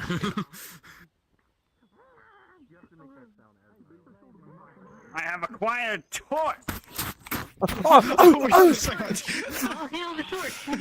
take that pork chop where it belongs. You get out of here. Each other. Where'd you get a torch? She's a witch! She's a witch! It's fire! That's hell! Guys, It's a nice relaxing. Everyone. Jingle keys. Jingle keys. What's up? get your pikes out. Line up with me. I don't have a pike. I don't have a pike. You can clone me. Hold on. Should we all just clone him and all have pikes? Fuck it. Let's. Oh my god. Because this specific Abby takes a long time to customize. This one has a pike too. This one does have a pike too. I do not want to use. I like to let you know. I saw that man come to another roleplay called the Iron Grip, which is a monster roleplay. He went up against a big, massive creature with just a musket, and he took the time and effort to load every shot. I love this man. He became. I watched that man throw himself off a cliff for a joke. Yeah, that character didn't come back. You have so many stories to tell. I can see why everyone likes you. You're fucking chill. I'm the I don't like you either. Don't worry. I make it easy. I think my most noteworthy story was literally My drop life's kicking the over. wall as a 40-foot golem troll thing. Nice. Hey, Storm. I went through the footage of episode Okay, 1. everybody, I know here's what we're which gonna be one was doing. you. Basically. We're going to have one force that is going to be comprised of Vectorum, and we're going to have one force that's going to be comprised of Asovians. If you are Vectorum, spawn on Drazker now. He didn't tell us which one of us was Which one is Vectorum? Who's Vectorum? Now. That's you. You guys are Vectorum. You'll know in your heart. Go, guys, you're Vectorum. You get to be Vectorum. Fuck you guys. Go away. Vectorum. Be Vectorum. Or I kill you all. Now we get to kill them. Okay, everybody that is Vectorum that just spawned on Drazker, I want you to move down to Drazker module in the Discord, please. Anyway. Do that at this time. Uh-oh. Brewski wouldn't go off and join them. I need those. Everybody else, all of the cool people that are playing our Asovian force. I am pretty cool, huh? Spawn on Drazker now.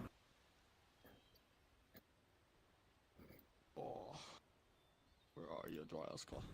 Holy I'm flux. gonna walk you guys through something once you're all spawned and ready. Okay.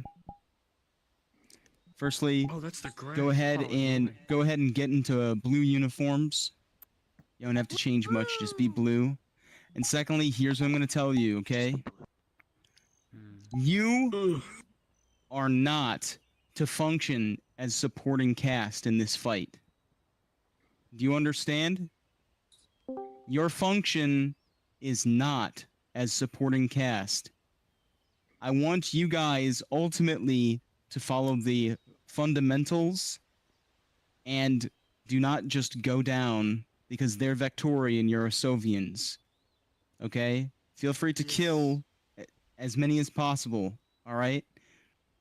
This is going to be a test for some of them as to whether or not they're going to follow those rules and fundamentals and actually go down and respect that. All right? I'm going to walk them through that as well.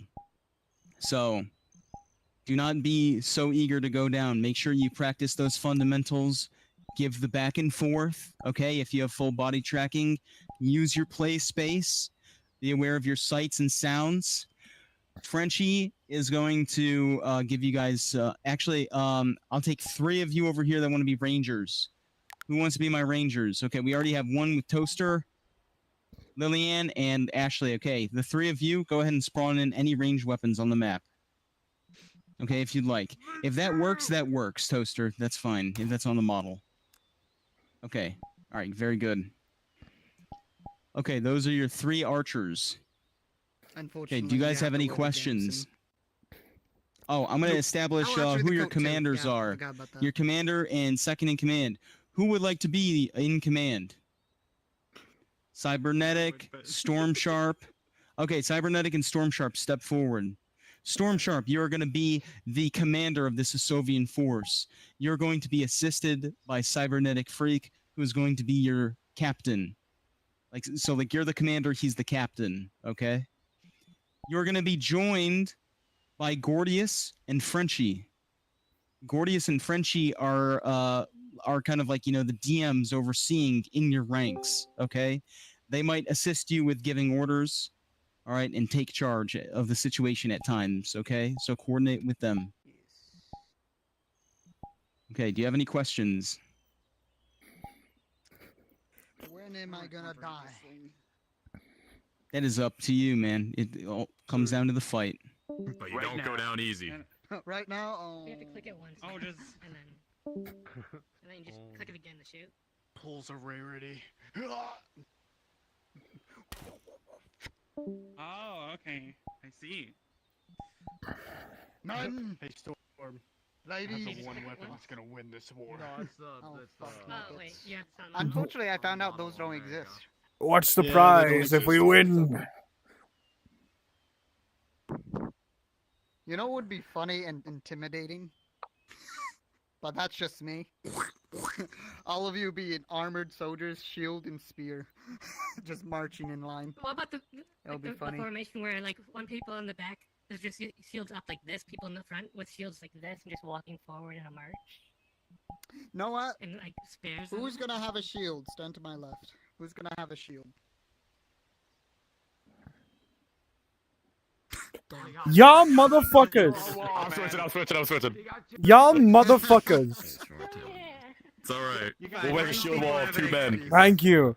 You real one. Dude, you like using a shield? We have Zang too. That's right. Damn, I knew I liked you, dude. Bring it in. Bring it. Oh god. I'm over here. Tabanek. Man, I knew you were a real one. Look at that. We have a mission today. You're gonna be with the shield users. I'll let them know, okay? These Resian dogs have stolen an artifact from our Hey, camp. where's Storm? Storm. Zang is getting overstimulated, so I don't know if they'll be joining, but I told them that they'll be... Oh, good. Let's listen. They're good to listen sit to down Frenchie if you right need. now. Let's listen to Frenchie. Yeah. I'm giving the context of the situation. Alright, my fellow Sovians. We are here to recapture the captain's shield. They have hoisted it up in their pitiful ruins. We are to break their ranks, kill every last Frisian dog, and take the shield back to this caravan and ride back to camp. Is that clear? Yes, sir. Yes, sir. Yes, sir. Are you ready to die for your country? Hey. I am ready, sir. Tabanek. Whatever it takes. All right, men. Let's see if they're ready. We get them. And we will cut them like the dogs they So are. guys, there's a shield in there that we must grab. Indeed. Right? They're gonna try to keep us from doing it. Obviously, don't just run past them and grab it. Fight through it. All right. Who are my shield bearers? Address it. Shield men to the front. Shield wall. You guys are gonna be up front. All right, we have to push forward and fuck these guys up. I wish I could fucking do that. I want more. Shut up. I'd like more. There's a bow on. It is a bit of an unfortunate thing yet to go up against us, eh? I just wanted to try to see if I could. It is indeed. They will rule the day that they crossed us. Guys, we might man. need more shields. Yeah, please, because. Thank you, Whoever but brings me back that shield. Okay, Give there me you a go. raise. Thank you. You all listen to me. One more copper. Listen up. Shield bearers, you'll hold the line and you will hold that line. Men with two-handed weapons will hold the flanks of the shields. And also dual wielders will do and duelists. Rangers, you will hold the main flanks, giving covering fire as we push up. Wise. We're If you ready have any when you are. questions of any sort, of any kind, we will crush them. You will bring You them guys to ready me for or to my cards up? capitano. All right, men. Okay. Cards are up. My duelist. Yeah! March slow! Archers, lay into fire! Ah, they're firing at us. Shields up, lads. Shields up. Keep a good eye. Stay in formation. Shield up. Good eye. Halt. Give it. Halt. Careful. Hold formation. Get a good time on how long it Forward takes to the them. spikes. Push forward to the spikes. Push forward. Push forward. Oh. Charge! Charge! Charge!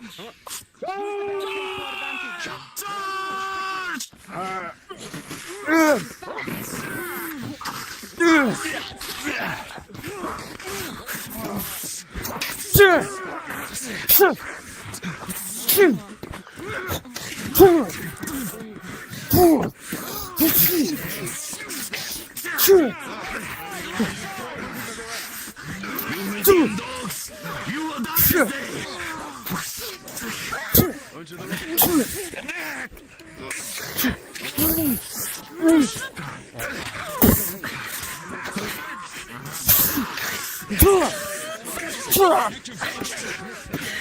Shove! More! Go on! Up back!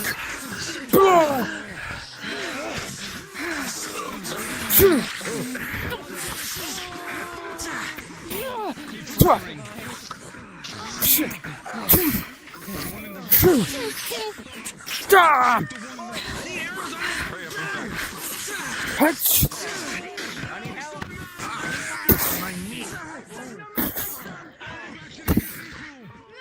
Oh.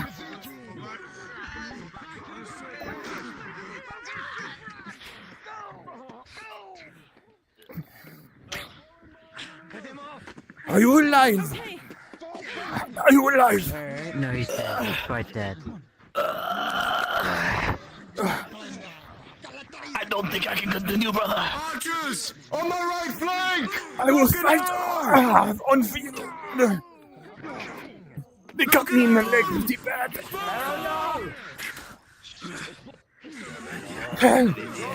You dirty dog. I think you got me pretty good. I'm bleeding crazy. But I fight for this country. Let the rest of your life count. Aye, aye, sir. I need someone on me. You on me. I'm not gonna let you pass.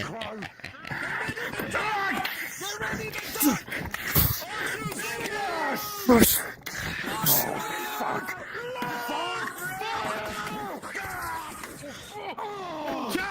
Where did you go?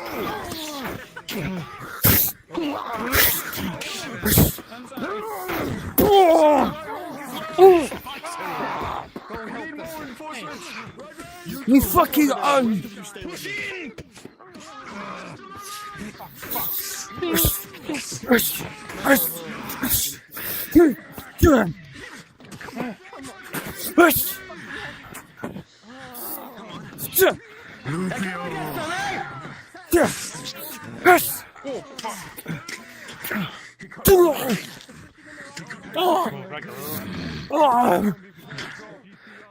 It has been too long, Lupio.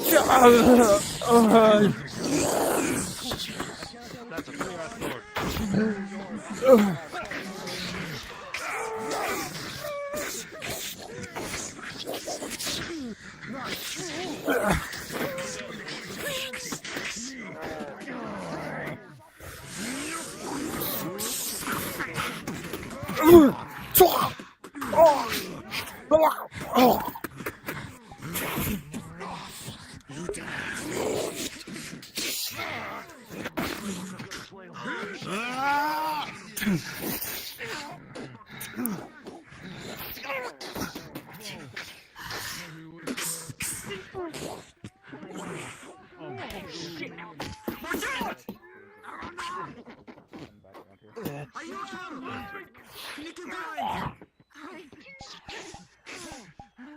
Are you leaving? You just came here. You should take care of him. I need you to respond to the left flank. Archers on this side. Archers on the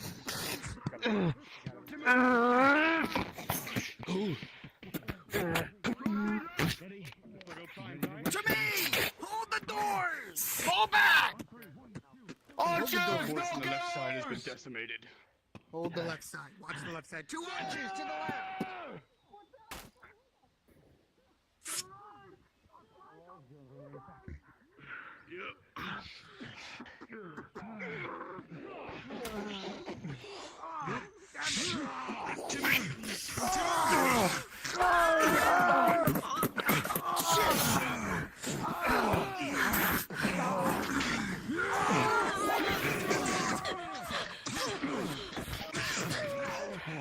Keep leaving! Keep leaving that place! Back is back! Now!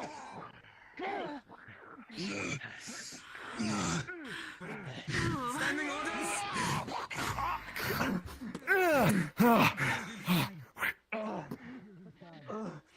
Go back inside, boy. Come on.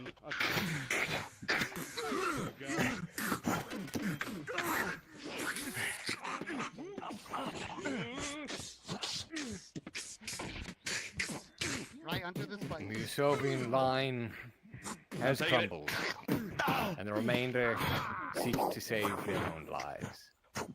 Flee to the caravan. Orsos, we must leave! Free Orsos!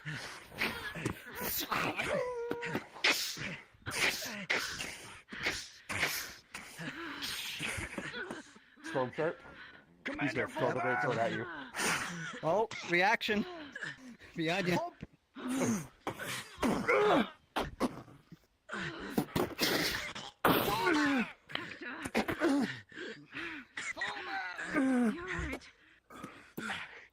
He's got a punctured lung.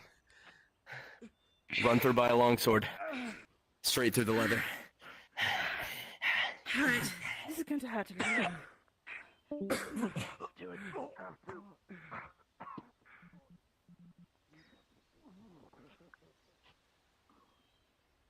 I should turn on my blood. Where is it? There it goes.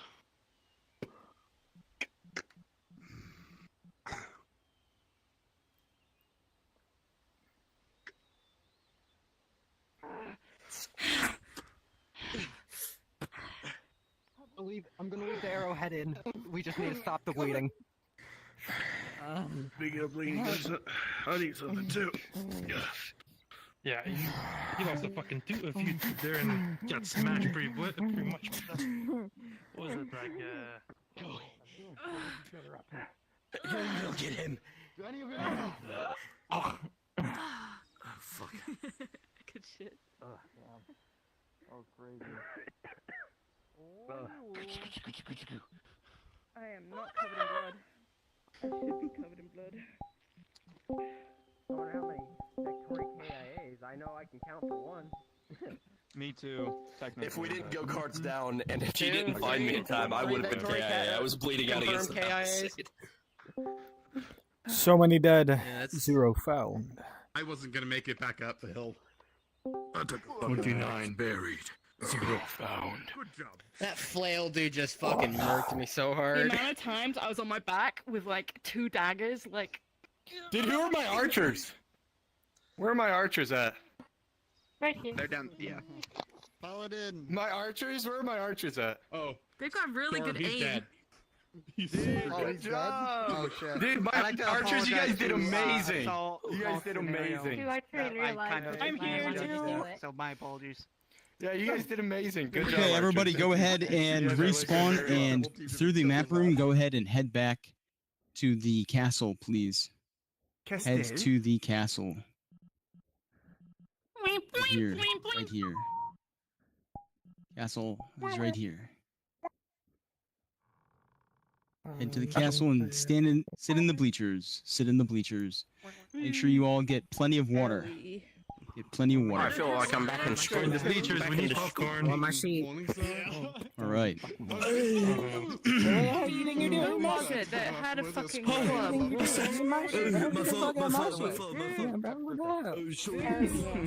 Oh yeah. Great job shadowing me, by the way. There is a few occasions. No, I was one of the where archers. I was on using my a different back model, with, but like, this. yep. Fucking daggers. I was gunning for you. Yeah, I saw that. I was like, oh god, I gotta step in here. Yeah, the perk of being small. Okay, everybody. Gosh dang. Your attention, please. Did everybody feel like they got an opportunity to learn something today, or at least brush up on old skills? Yep. Yes. Absolutely.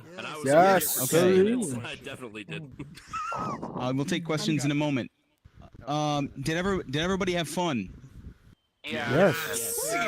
Okay, It was excellent. big, brother, I'm glad to big. hear that. Okay, if anybody has any questions, I'll go ahead and take them now. I know Cybernetic had one. Yes. Yeah, so I'm used to FT. So is there like a ranking system for skill-based fighting? Like you can look at a dude and know, oh, he's gonna fuck me up. Generally, we try to limit that to a certain extent, but if you're portraying like an elite foe, we will let you know beforehand. If you are like a higher ranking foe, like for example, you played our Fiunky, I believe. Is Fiunky here? He left. I'm not- He had to go. They were, yeah. Okay, yeah. If Fiunky, who portrayed the Soviet captain at the beginning of episode 1, he was a higher ranking and he was a foe that was able to take on multiple, main cast characters at once. So that's, sort of like more along the lines. But there isn't a strict, like, well-trained expert, etc. system. Okay. Any other questions? Does anybody have any other questions? You're on the same level Yes, as anyone I you're have interacting with. Can we do it again? Someone explicitly tells you otherwise. Kind of. Yeah. Go for it. Go, Ashley. Yes. So, not really a question, but I just found out that it's Cybernetic's birthday. Can we all wish them a happy birthday? Happy birthday. Happy birthday, Cybernetic. Happy birthday. Happy birthday. Birthday, dear Bernatic Free. Happy birthday. Okay, any questions related to the combat workshop? No? No. Okay. All right, wonderful. All I would ask you guys is that I know it's a lot to take in, especially for those of you that are newer. Don't worry about it. We'll have future refresher courses in the future. But here's the thing to take away from this.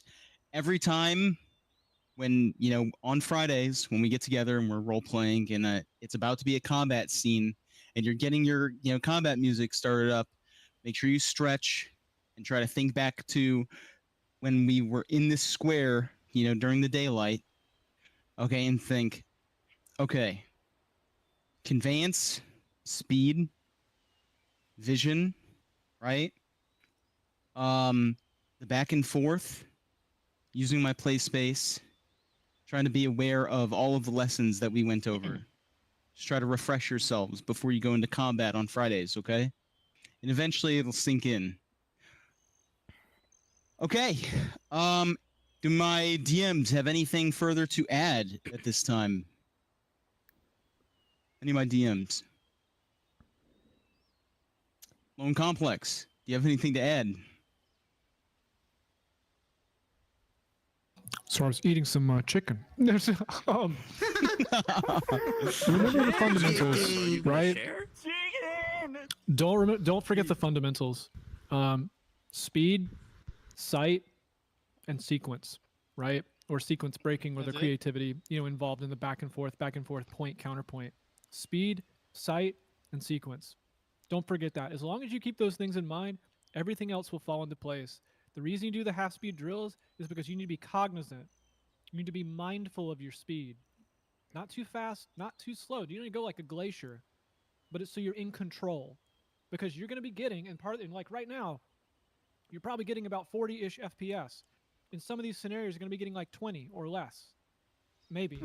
Okay? So having that discipline will help you when it gets really intense and it gets really crowded and all that, and your frame rate's tanking and all that. If you just remember speed, sight, keeping people in front of you, that 90 degrees, and then sequence. That's it. All right. You heard it, guys.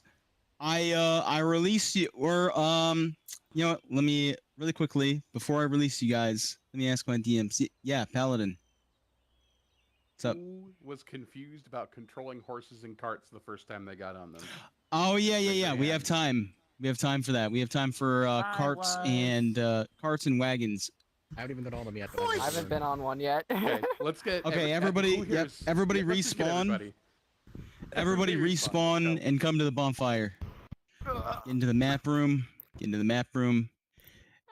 And the way that you know where wagons are, okay, they're way at the back corner of the map. Click there. Click there. Do not click anything once you get to the wagon spawn. Do not click anything. Draz, I want to go grab some horses too. I'm gonna click everything. The spawning thing. I'm gonna click It everything. wouldn't be wild stumbling upon this, walking through the Feywilds. Just walk up I'm on not this empty touching space, you. just filled with I'm wagons. not touching you. I'm not touching you. Yes, you are. All right. Really quickly. Everybody line up as best as you can in as orderly of a fashion as you can. You don't have to stand. You can remain seated or reclined. Just go ahead and make sure you're lined up in a semi-orderly blob line. Blob line. Okay. Everybody that has not had an opportunity to 1, drive, or 2, be a passenger, please step forward. Okay. These work the same. I'm gonna walk. Right? I'm gonna walk you. I'm gonna walk you through this really quickly. Okay. Come over here. Come over here. Those that stepped forward. Those that stepped forward. Okay. This is our horse. Okay. You're able to enable it at any of the stables by clicking the saddle. It doesn't start out with a saddle. Okay, when it's inside the stables. There's a static object in the stables that's a saddle. It enables this, and then you can get on. Once you're on it, okay, you'll appear like this. If you want to mount it really well, you want to approach it from as 90 degree of an angle as possible, and then you want to be like seated, okay? Ideally on flat terrain, as flat as ground as possible. Otherwise, you'll be like, kind of like angled at some angle. The option to exit is right here. Okay, everybody, I want you to take turns getting on the back of the horse so that you can see where the exit button is on the passenger seat too, because it's not readily apparent. So, Toaster Bishop, get on the back. Okay, you see the exit button? It's way up in the front. Yeah, you see that? It's way up in the front. Okay, so hop off. All right, next person. We'll do this real fast, real fast. Ashley. It's going to be Ashley, then Zaylee, then Jolly. Just click it. Yep. All right, quickly. Good. I want everybody to get a chance to see where it is. Okay. Quickly as possible. Very good. What the fuck? Here, I don't even need to be there. It's kind of weird. You can hop on the back passenger seat. Trident. Back passenger seat. Okay, keep going on it, keep going on it. Fish people. Smells fish.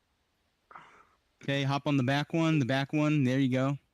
Yeah, you gotta kind of lean forward. You might need to even play space yourself a little bit. Okay, if you haven't had a chance to get on the horse, step right up to form a line in front of the saddle. Every single time I do it. Yep, just get in the line. Okay, what I want you to do is I want you to hop on it. Okay? Nope, you need to be on the front seat. Front seat. Hand it all over. I don't know what There you go. All right, move it around. You're going to use your jump button to brake. Why do you have two paper Get a good gallop. Get a good gallop in and come back. I like riding. The horse is here. Full stick it. Full stick it. We're not gonna worry about that little detail. Fuck you, There you go. All right, now hop off. We've got another horse over here as well. Here. You guys take turns riding those around, testing them out, okay? Everybody else. If anybody wants a chance to, I'm gonna walk through this really quickly. Everybody else come over here. Everybody else that's not already testing these out, come over here. We talk later. How the fuck are you The crates, this bundle of crates, is the only button that you should press when you just see these standing around, okay? This enables them, this turns them into actual physics-based, wagons. What this will do is it will pull if this is out in the world, it'll pull it back. This will respawn it in place. Okay? Do not click this before you click this. Otherwise it will bug out. It's impossible to stop. Okay? If you haven't had a chance to drive a wagon, go ahead and somebody get on the front of this wagon. If you want to understand the cargo system, all you have to do is head on the back. There's a little button that says cargo, and look at that. You can load it up. Wild ride. You can load it up with cargo. Some of these wagons have different types of cargo. Some of them have bales of hay. Some of them have crates and so on. I think we have some on a test map that is like coffins. Listen, I understand. Let's enable another one. You can go ahead and start driving these wagons. Somebody, you can enable one of these ones as well. That's fine. All right, I have to head off cargo now. and take them around. Y'all have a good one. Thank you. This workshop was amazing and fun. Y'all did a great job. Hell yeah, Jolly. Thank you very much. Have fun. Have a good night. Likewise. Guys, there's horses everywhere. Grab what we're doing. All right, chat. That's the end of today's workshop.